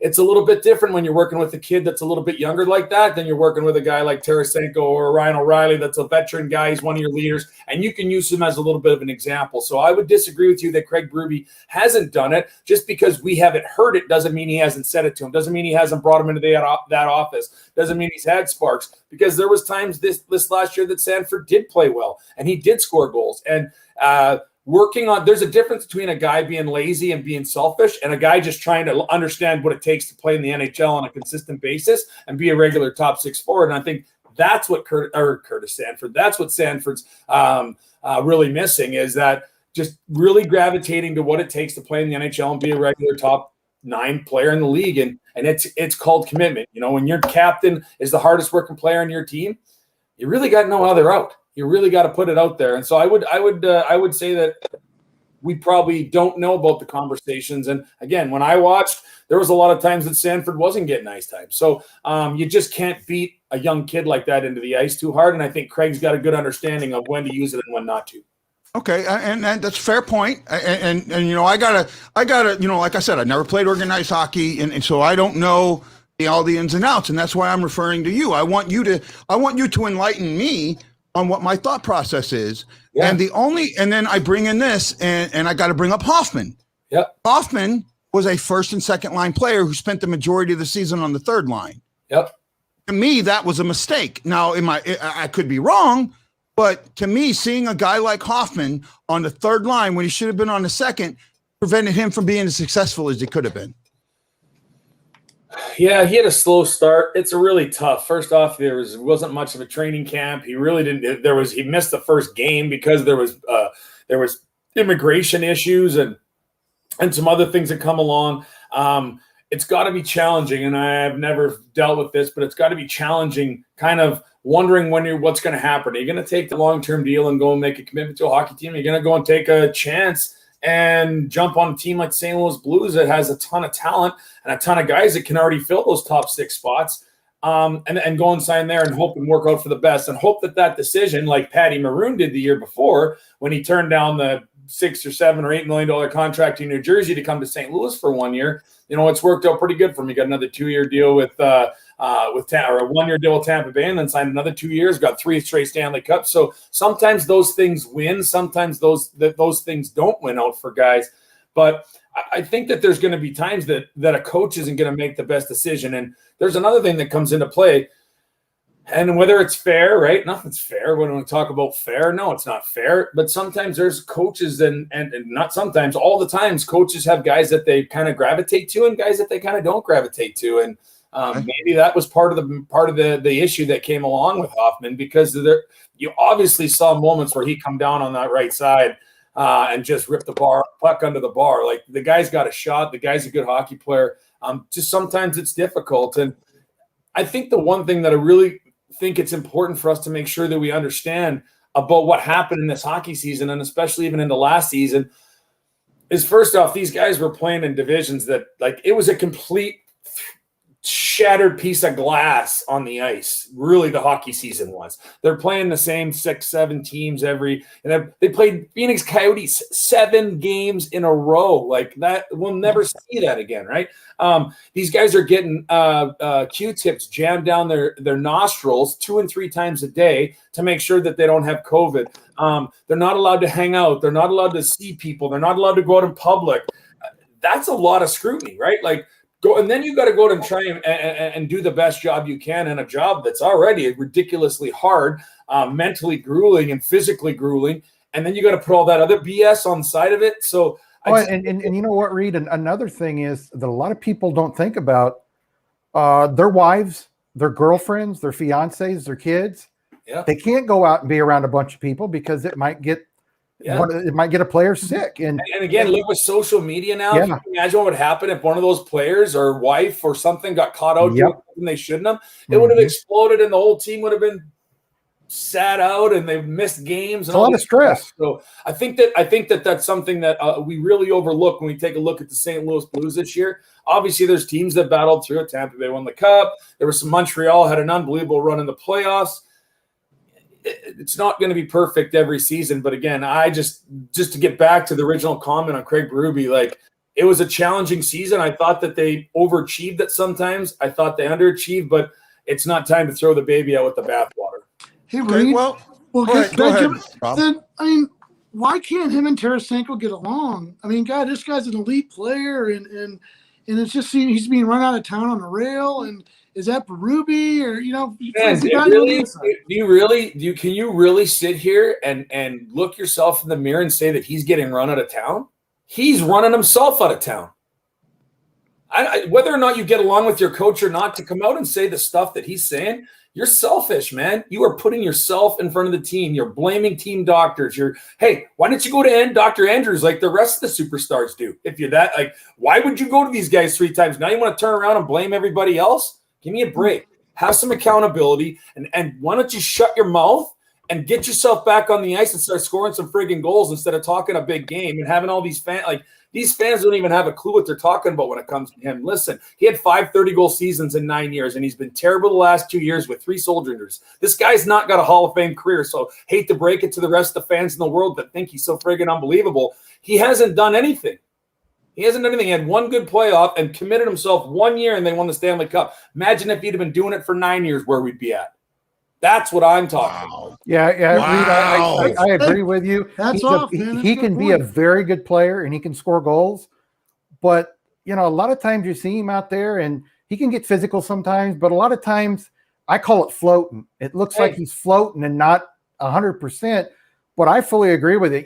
If you want to call the team doctors, out and put them under the bus, go to the team and tell them that. Don't put it out in the public. None of this has to be. We shouldn't even be talking about this right now, okay? First off, but let's rewind this 2 years, okay? Or no, 1 year, and go. Yeah, you think you should be captain, so you run your gate on that one too? Oh my gosh! The only things that should have come out of this mouth are, I don't even need a letter on my shirt to be a leader on this hockey team. We support Ryan O'Reilly. He's our captain. He's our man, and we're here to go to battle with him.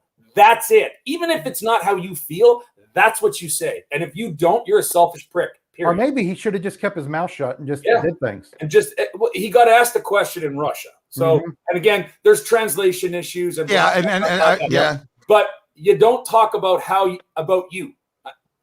Listen, I never wanted to be the captain because I wanted to be the captain. The only time I would ever want to be the captain is if my teammates wanted me to be the captain. If your friggin' teammates wanted you to be the captain 91, you would have been. Guess what?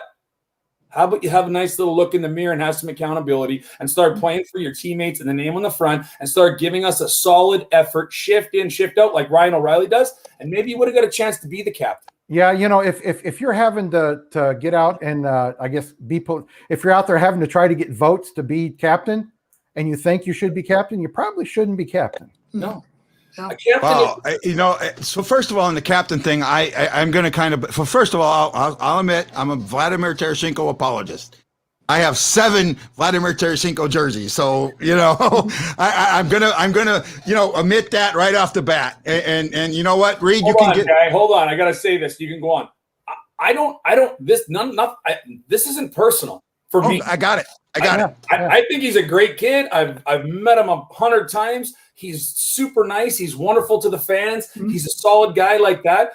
But there's 2 lanes we're talking about here that step over the line for professional athletes, and that's it. It's nothing personal. I'm not man bashing him. I think he's a great hockey player. The guy's got an absolute wicked shot. But I'm just calling spades here. Well, Reed, when you played, and when I didn't play professional, of course, but I played, growing up from the time of 6 years old as a goalie, and you've got to keep that kind of stuff in the locker room. No matter how you feel, you can't get out and tell the media things like that, because all that does is make the coach respect you less, the GM respect you less, the players around you respect you, and you've got to look those guys in the face every night. You can't be having an attitude like that. I couldn't agree with it more. And again, it's why, when you get a guy like Andy Strickland that's coming out saying that his teammates are like, hey, man, like, when's enough for you? When's it time for you to be a part of us rather than wanting us to be a part of you? And that's I think that's kind of one of the things that's hurting me a lot is that he's doing some of that. You're right. I do see some of this not playing for the name on the front. I do see some of that. I agree. But I also see, and I know you're a student of the game, Reed. I've heard I've seen a guy this year that put a awesome poke check into his game. I mean, he was stealing pucks at the blue line on more than one occasion. And I just kept saying, wow, that's just, I've never seen that before from him. So I do think that he did change his game a little bit, and that could have something to do with it. I don't know. I'm just going to kind of go there. Hey, listen, Vladdy changed his game in 2019 when he was a legitimate hockey player the vast majority of that year, and in my opinion was instrumental in the Stanley Cup playoffs and for sure the Stanley Cup finals. Like, you watch that game in that Game 7 game in Boston where I think it was the second goal where he took the shot and then instead of skating into the corner, he turned around and hacked the puck up into the net. Second effort. That's what I want.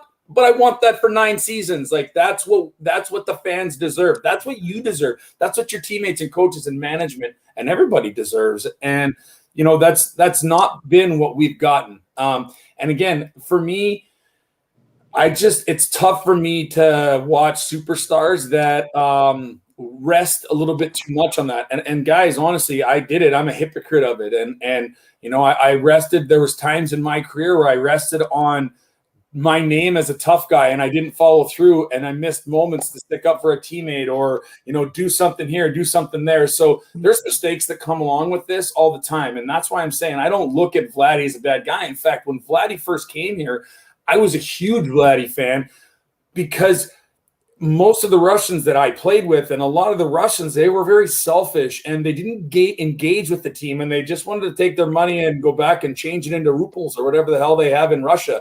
And that was where they were at. But you saw pure excitement from Vladdy when he would score. When one of his teammates would score, he would get excited. And I just felt that I feel like as he's kind of become a superstar, it's kind of been a little less about that. And now he's coming out last year talking about how he wants to be captain. And now he's blaming doctors and da-da-da-da-da. It's like, man, it's time to just. Do you think that his time in St. Louis is over? Do you think that they're going to trade him no matter what? Or do you think that Armstrong's going to value him at a point and say, you know what, I can't get what I want for you, so you're going to come here and play. You better figure it out. I think everything's on the table right now. I just, I said on the Frank Cusimano show a couple of weeks ago, I said, I really think there's 0% chance that he comes back. Like, how do you come back in that locker room and look at those doctors and Ray Borelli, right? Like, even though Ray Borelli's name's not in that mix, Ray Borelli's, he's been one of the best athletic therapists in the National Hockey League, been on every U.S. Olympic team. This guy's the best of the best. And so if you're chirping the doctors, you might as well just slap Ray Borelli in the face too, as far as I'm concerned. And this is a guy that's taking care of Vladdy, and because I just know how Ray is. I worked with Ray for 6 years. Like, Ray just takes care of his guys like they're his own children. Like, that's how much he loves the game. That's how much he loves his players. And that's got to hurt, man. It's got to hurt the whole organization. And so I just don't understand. I don't see how Doug brings him back. If nothing else, there needs to be a precedent set here as far as I'm concerned. You cannot do this and wear the blue note.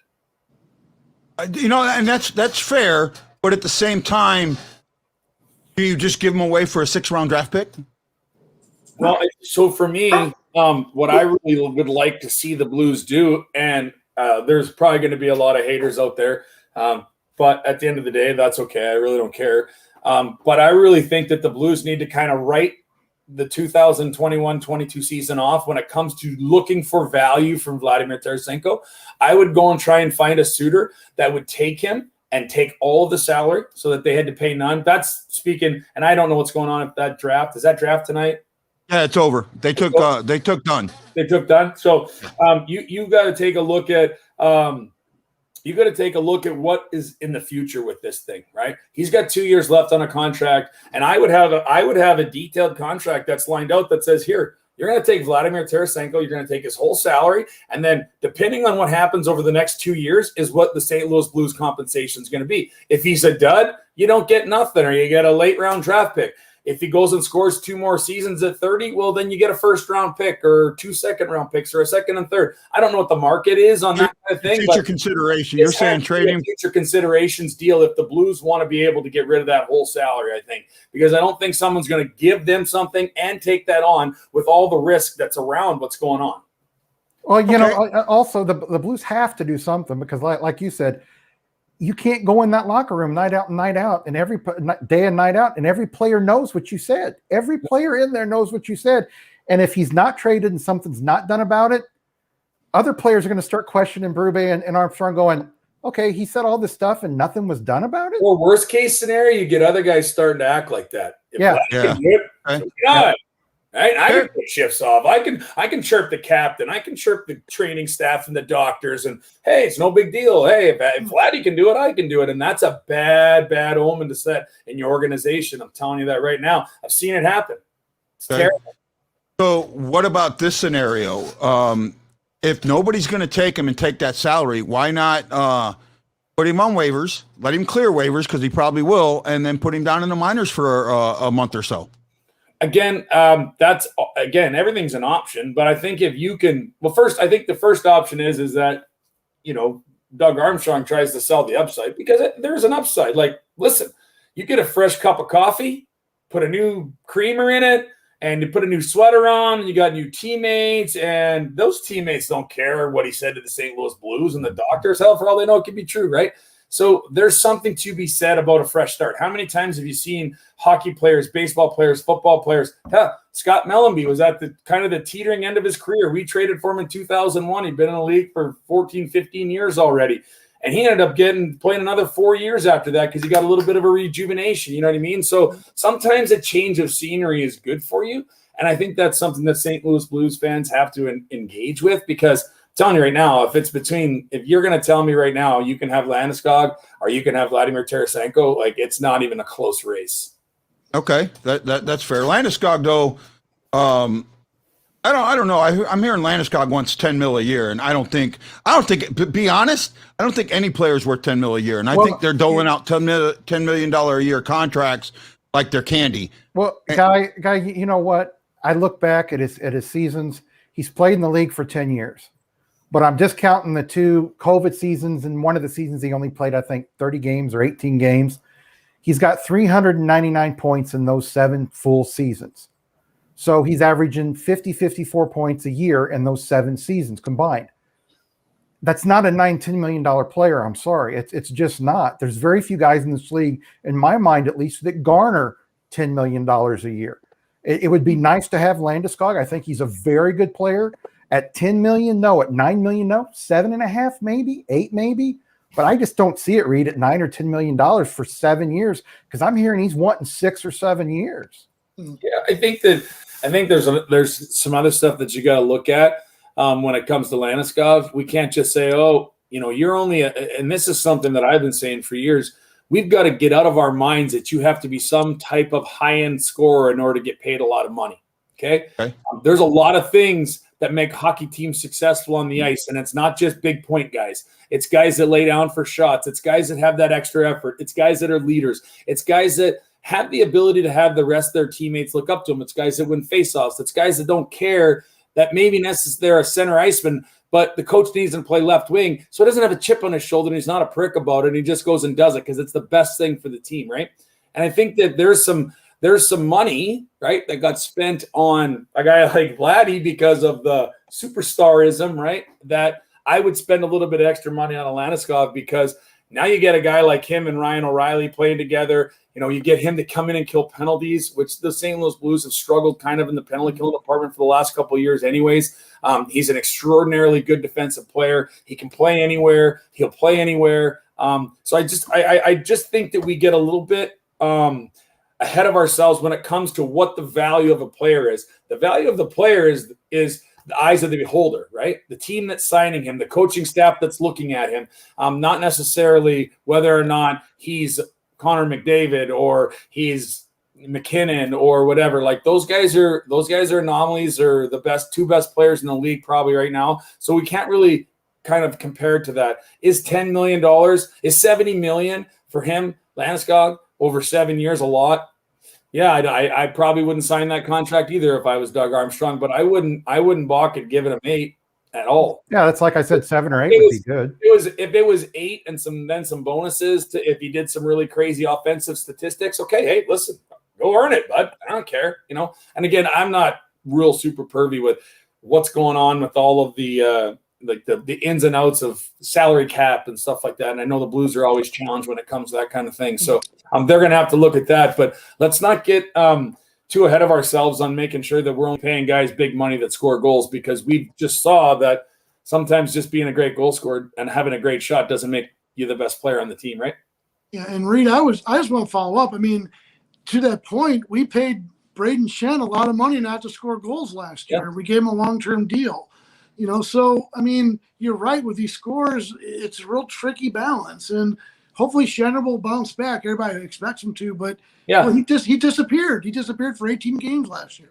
Yep. And again, we have no idea what he might've been going through. Everybody has personal issues, right? Every single person on this call has gone through some level of mental suffering, mental problems, depression, having a bad day, having a couple bad 3 weeks, having a bad couple months. These guys aren't superheroes. They're human, man. They have bad days. They have bad droughts. Braden Shen's one of my favorite people. First off, I just think the guy's just an absolute unbelievable person off the ice when it comes to respect and giving, and he's from Saskatchewan too, so that's probably a little bit of the reason. But he's a great player. He digs when he's not scoring. He's still busting his butt on the ice. He's still blocking shots. He's still fighting for his teammates. How many $8 million a year or $6-7 million, whatever he's making, go out there and fight. You know what I mean? Him and Landeskog fight. You know what? How great would it be to see O'Reilly, Landeskog, and Shen on the same line? Are you kidding me right now? Wow. Oh, baby. Yeah, that would be. Who was the announcer back in my day? Ken Wilson. Ken Wilson. Oh, Yeah. baby. Oh, baby. Yeah. baby. Actually, Ken Wilson lives out here in Hawaii. I've been trying to locate him to get him on the show. That would be a fun one. I've met him a couple of times. I have a jersey signed by him, actually. That was pretty cool when he was announcing baseball out here. Reed, you have opened my eyes. You have opened my eyes. And I will say that while I still have my opinions and that they're mine, you have opened my eyes to look at things a little differently. And I really appreciate that. I want to talk to you about your career a little bit. Okay. Your time in St. Louis with us just losing Bobby. What did Bobby mean to you guys when you played? You came to the arena and he was either in the locker room or at practice or whatever. What did Bobby mean to your Blues? I don't even know if you could even really put into words, what he was to every single one of us. And every single one of us has a Bobby moment. Bobby just had some of the most crazy emotional intelligence I've ever seen in my life. Bobby knew what you were thinking without you even speaking. He could read a face. He could read body language. And he would never come up. Like when I was having my bad moments on the Blues and I was there, he would never come up and try and help me through that moment. He would always come up and try and take that moment away from me for a few minutes so that I could get my mind into a place that was a little better place. Bobby this is a guy that, did everything, right? Got drafted in the expansion draft in 1967 and spent his entire career with the Blues. And, except for some sort of executive VP, I think he did just about everything. He acted as a GM for a bit. He was a coach for a bit. He was a special assignments. He was a scout. Oh, hey, listen, we don't have anybody to coach the Peoria Rivermen in '89. How about you just go down there and win a Turner Cup with the guys with no coaching experience? Right?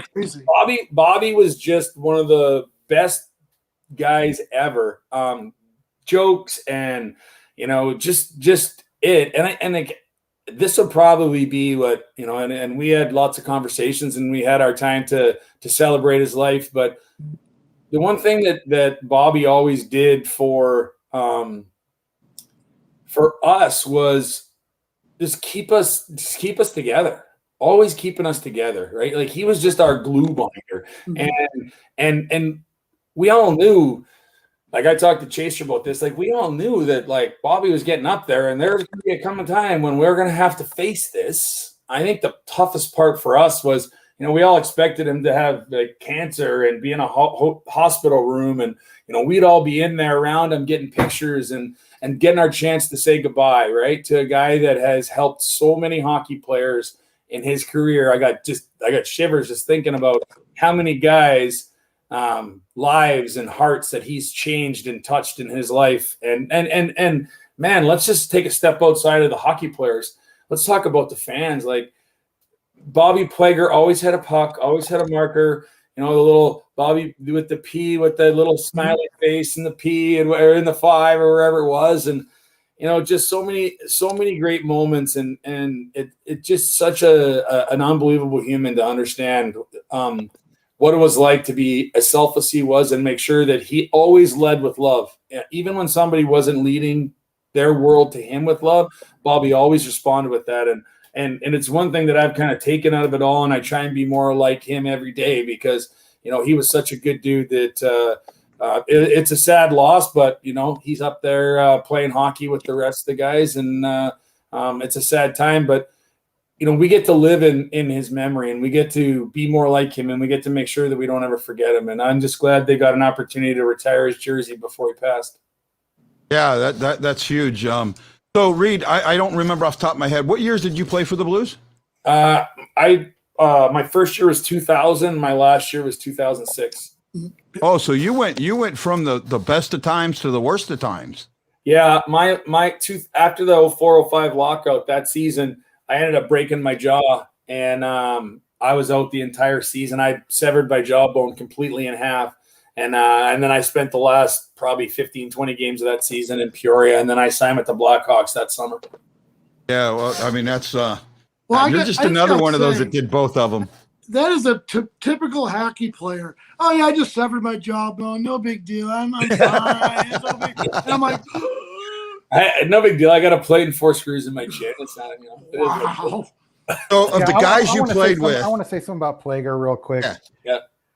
How many guys in this league are, number one, loyal enough, number two, that teams want to have there for their whole career, and then from then on? How many guys can say, I spent 50 years with this team. I spent 52 years with this team.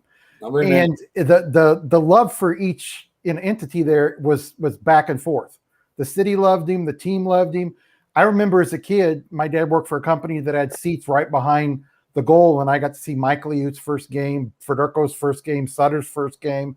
And we would go into what was called the Arena Club or the Dome Club, where you go in between periods and that you could eat steak and all kinds of stuff. We get it. You're rich. We get it.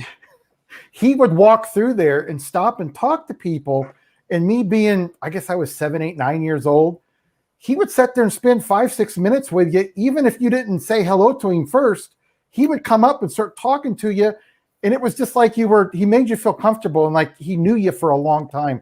That's one thing I got to say about the guys. He just made me feel as a kid like, hey, I'm this kid. And this guy, this former Blues player, is spending time with me. And I know I wasn't the only person that felt that way about him. I think he was that way with every fan.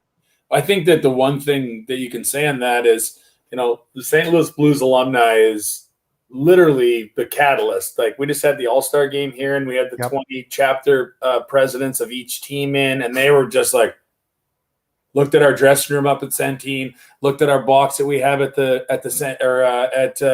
Enterprise, watched fans interact with us. And I'm going to touch on a little bit of what's going on today, but Bobby started that. Bobby and Barkley started that because of who they were and the connection they wanted to make with these fans. And then as these, the Bruce Afflecks and the Larry Patys and the, Mike Zooks and the John Winsinks, as these guys all started to retire, St. Louis embraced them and said, "You guys don't go home, guys. We'll give you jobs. We want you to stay here. We want you to be a part of this community." And now there's like 45 of us that live in St. Louis, raise our families here, help coach hockey, help be a part of the community. The St. Louis Blues alumni probably pumps anywhere from $1 million to $1.5 million back into the charitable world in the St. Louis area. It's a real privilege to be a part of it. And it was a really big privilege to have Bobby Plager as a mentor and for me, a grandfather type figure, or even a father figure. He's a little bit older than my dad, but he was like a grandpa to me, and just the most unbelievable love. But he's the one that paved that way for us, and now it's our job to make sure that we make sure that doesn't ever die. And one thing that I get a little nervous about with the NHL is the disconnect that they try and drive between the fans and their players. And I get it, but there's just something special here in St. Louis, and I think we're thankful to have guys like Braden Shen, Ryan O'Reilly, like Alex Steen, who's kind of like that next generation. Like, he just kind of come into our alumni. Hopefully David Backus maybe comes back someday too. It'd be awesome to have him back here. But these guys this is every single one of these guys. Chris Thorburn wants to come back, but his son has autism, and they have a really good school in Michigan where they live, and so they kind of can't. Or else they'd be here in a second, like that. Chris Butler or Thornton? Thorburn. Okay, yeah. Thorburn. Yeah. One thing that I know Reed's going to agree with me. Through my time traveling through Canada, Red Deer, Kelowna, Toronto, Cochrane, Alberta, Calgary, I think the reason a lot of former Blues players settle here is the people here in St. Louis remind me a lot of the people I met and played hockey with and against in Canada. Sure. You know the reason? It's really cold in those areas you just mentioned. Yeah, it is. Trust me. Yeah. Hey, you know what? I don't know if you've ever been to Fort McMurray in January, but don't go. Don't go to Fort McMurray in January. Or Edmonton. Don't go there either in January. Moose Jaw, Saskatchewan, watch your dog run away for 3 days, man. There's to hide. There's wind chill is ridiculous. Yeah, but do you kind of agree with me that 100% that home feeling, it's like I talked to Roman Vopat that played for the Blues, and he said when he came over in Canada, he said he had never had somebody he didn't know welcome him, put him up in their house while he played in the minors. And then he went to St. Louis and just loved everybody. St. Louis, to me, reminds me of a Canadian-type city. So you speak of Roman Vopat. That's funny because he's a buddy of mine, and he actually played in my hometown and with the Moose Jaw Warriors. Yeah, Moose Jaw. Married a Moose Jaw girl, and they're still together to this day. And he's an awesome guy, man. He was a good player too, and he actually made my first year in Moose Jaw. He made the team at a training camp, and they kept him around here for a couple of months, and then he ended up getting traded for Wayne Gretzky at the end of that season. But he got sent back to Moose Jaw with both him and Curtis Brown, who played in Buffalo and San Jose forever. And then we traded them to Prince Albert. So I never really before they got back, because they were going for a run and we were kind of not that great. So, but great guy, great player. And yeah, man, small town Canada, that's why we all love it in St. Louis, because St. Louis fans they're the best fans. And, they even support football. And obviously, how amazing the Cardinals are. And how illustrious that organization has been for the last 100 and some odd years that baseball's been around. So this is a big, small town, and the people here are just amazing. And I still have people come up to me today, and I'll be like, how long have you been retired? I'm like, 14 years. They're like, man, I feel old. Yesterday you were kicking people's asses out there. I gotta tell you a story, Reed. I was waiting for you to tell I had this. club seat tickets between 2008 and 2011. And I was getting in the elevator after one game, and I think it was a 2009 or 2010 season. I may have been wrong. But you got in the elevator with a friend, and I could tell you guys were together because you were talking to each other. And we got in that elevator up on the club level. And I told my son, I said, I think that's Reed Lowe. He goes, who's Reed Lowe? I said, he used to play for the Blues. And I said to you, I said, aren't you Reed Lowe? And your buddy goes, he used to be. And I started busting up laughing, and my son's going, what does that mean? I'm like, he's just razzing him, giving him a hard time. It just means he looks like he swallowed 3 watermelons. Not a big deal. But I had to tell you that story because apparently you're no longer Reed Lowe. You used to be Reed Lowe. Oh, no. All my friends know. I tell my people all the time, I'm like, if I'm not making fun of you, you should question whether or not I like you. And if you don't give it back to me, I might not like you. It was just a great moment. It was just I love it. Hey, Guy, we had a comment on the board here a little bit. Yeah, I seen that. I was about your first goal and talk us through your first goal and the excitement you felt. I thought that was a pretty good question. Yeah, awesome. Yeah, I did say it. I didn't get a chance to show. I asked because you guys were all talking to me. It's quite a moment. First off, it was my dad's birthday, so and I always got to give a shout out to my dad because he's like the best hockey dad that I could have ever had. My agent's always like, man, if every dad was like your dad, life would be so easy, right? And he just always taught me 3 things. Number 1, work hard, be coachable, and be a great teammate. If you focus 100% of your energy on all those 3 things, you should never have to worry about a thing.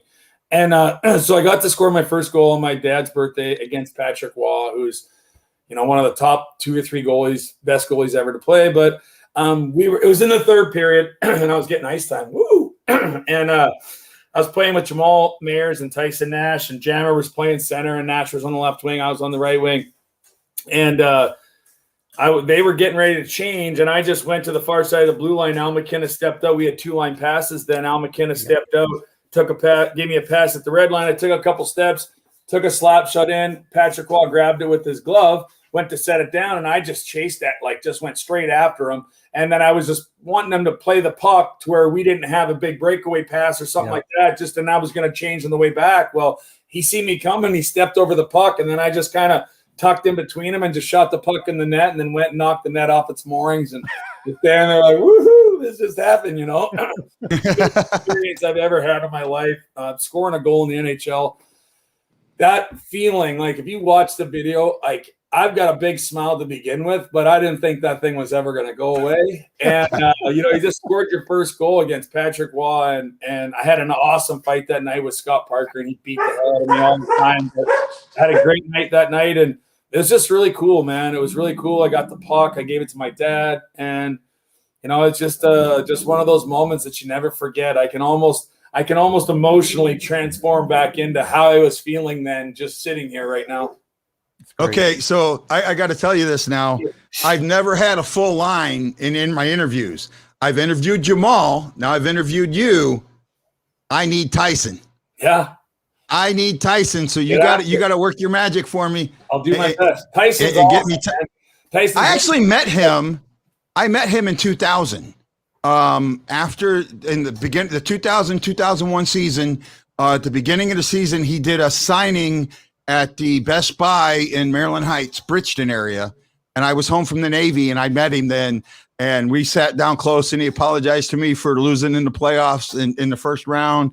And when we were there, he came up and knocked on the glass. So I really had a couple private moments. So I was hoping to get a hold of him, but I know he doesn't remember that, but I would love to get to talk to him. he's a great guy, and I don't think there's any reason why he wouldn't come on your show.